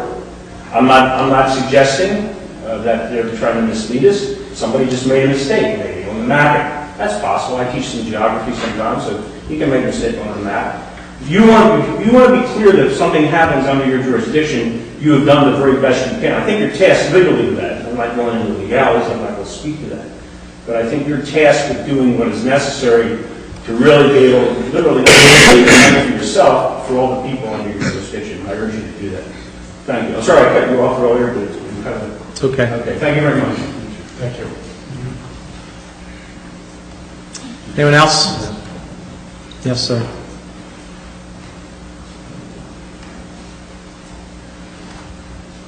I'm a call 54 East Maple Shade Lane, East Point. Never thought about the gas line before, but I'm thinking now, does this committee have the power to not allow that pipe to go down? No. I don't believe it. It doesn't need township committee approval. Okay. So they can just do it if they want to. I know you Well, agree with it, but we can't say don't do it. We can't prevent them from coming in if they have, I believe they already have BPU approval. I could be wrong. They have BPU approval, they have their CAFRA permit, and they have... Yeah, I mean, utilities have a higher authority than we have to, because of public rights and access and those kind of things, so. I can give you an example. What was it, 10, 12 years ago, they went down Courson Tavern Road. Right past two of my properties. I didn't even know what they were doing until all of a sudden the construction started. I mean, I think they notified here, but they run an 8-inch line down Courson Tavern Road. They did from Route 9 all the way down Courson Tavern Road, I want to say to 550. And there was no permits, but I think... Another example of a utility, we were not happy when they decided to put a second line of poles into Ocean City, running along Roosevelt Boulevard.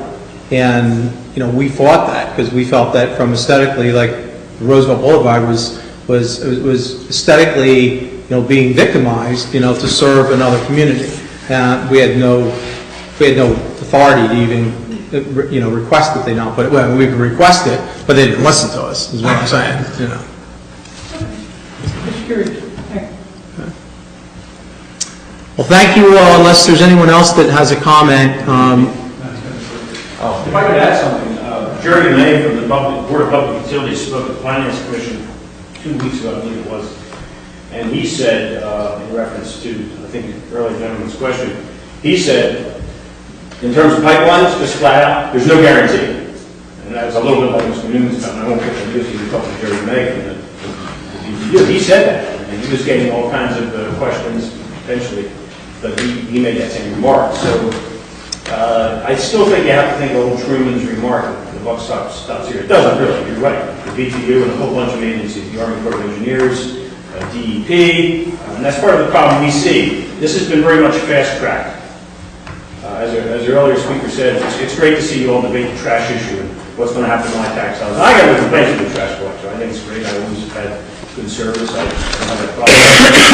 If you can spend the time you spent tonight even on trash collection and start to look at that pipeline, you may have questions to raise, whether it's the BPU or whatever. This is still our watching. I'm proud to be up the township, and I don't have a BP or anybody else dictating down to me, but they do. So you do have a way to funnel things up. I just came up with like that. That's okay. All right, so thank you all for attending this evening. One last comment, but you know we're getting late. We have other things to attend to, but go ahead.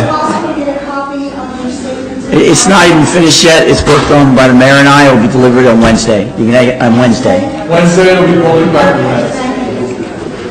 All right, and with that, thank you all for attending. Someone make a motion to go into closed session, please. I hereby move the resolution incorporated in the minutes authorizing the council committee to enter into executive session for the following matters pursuant to the Open Public Meetings Act.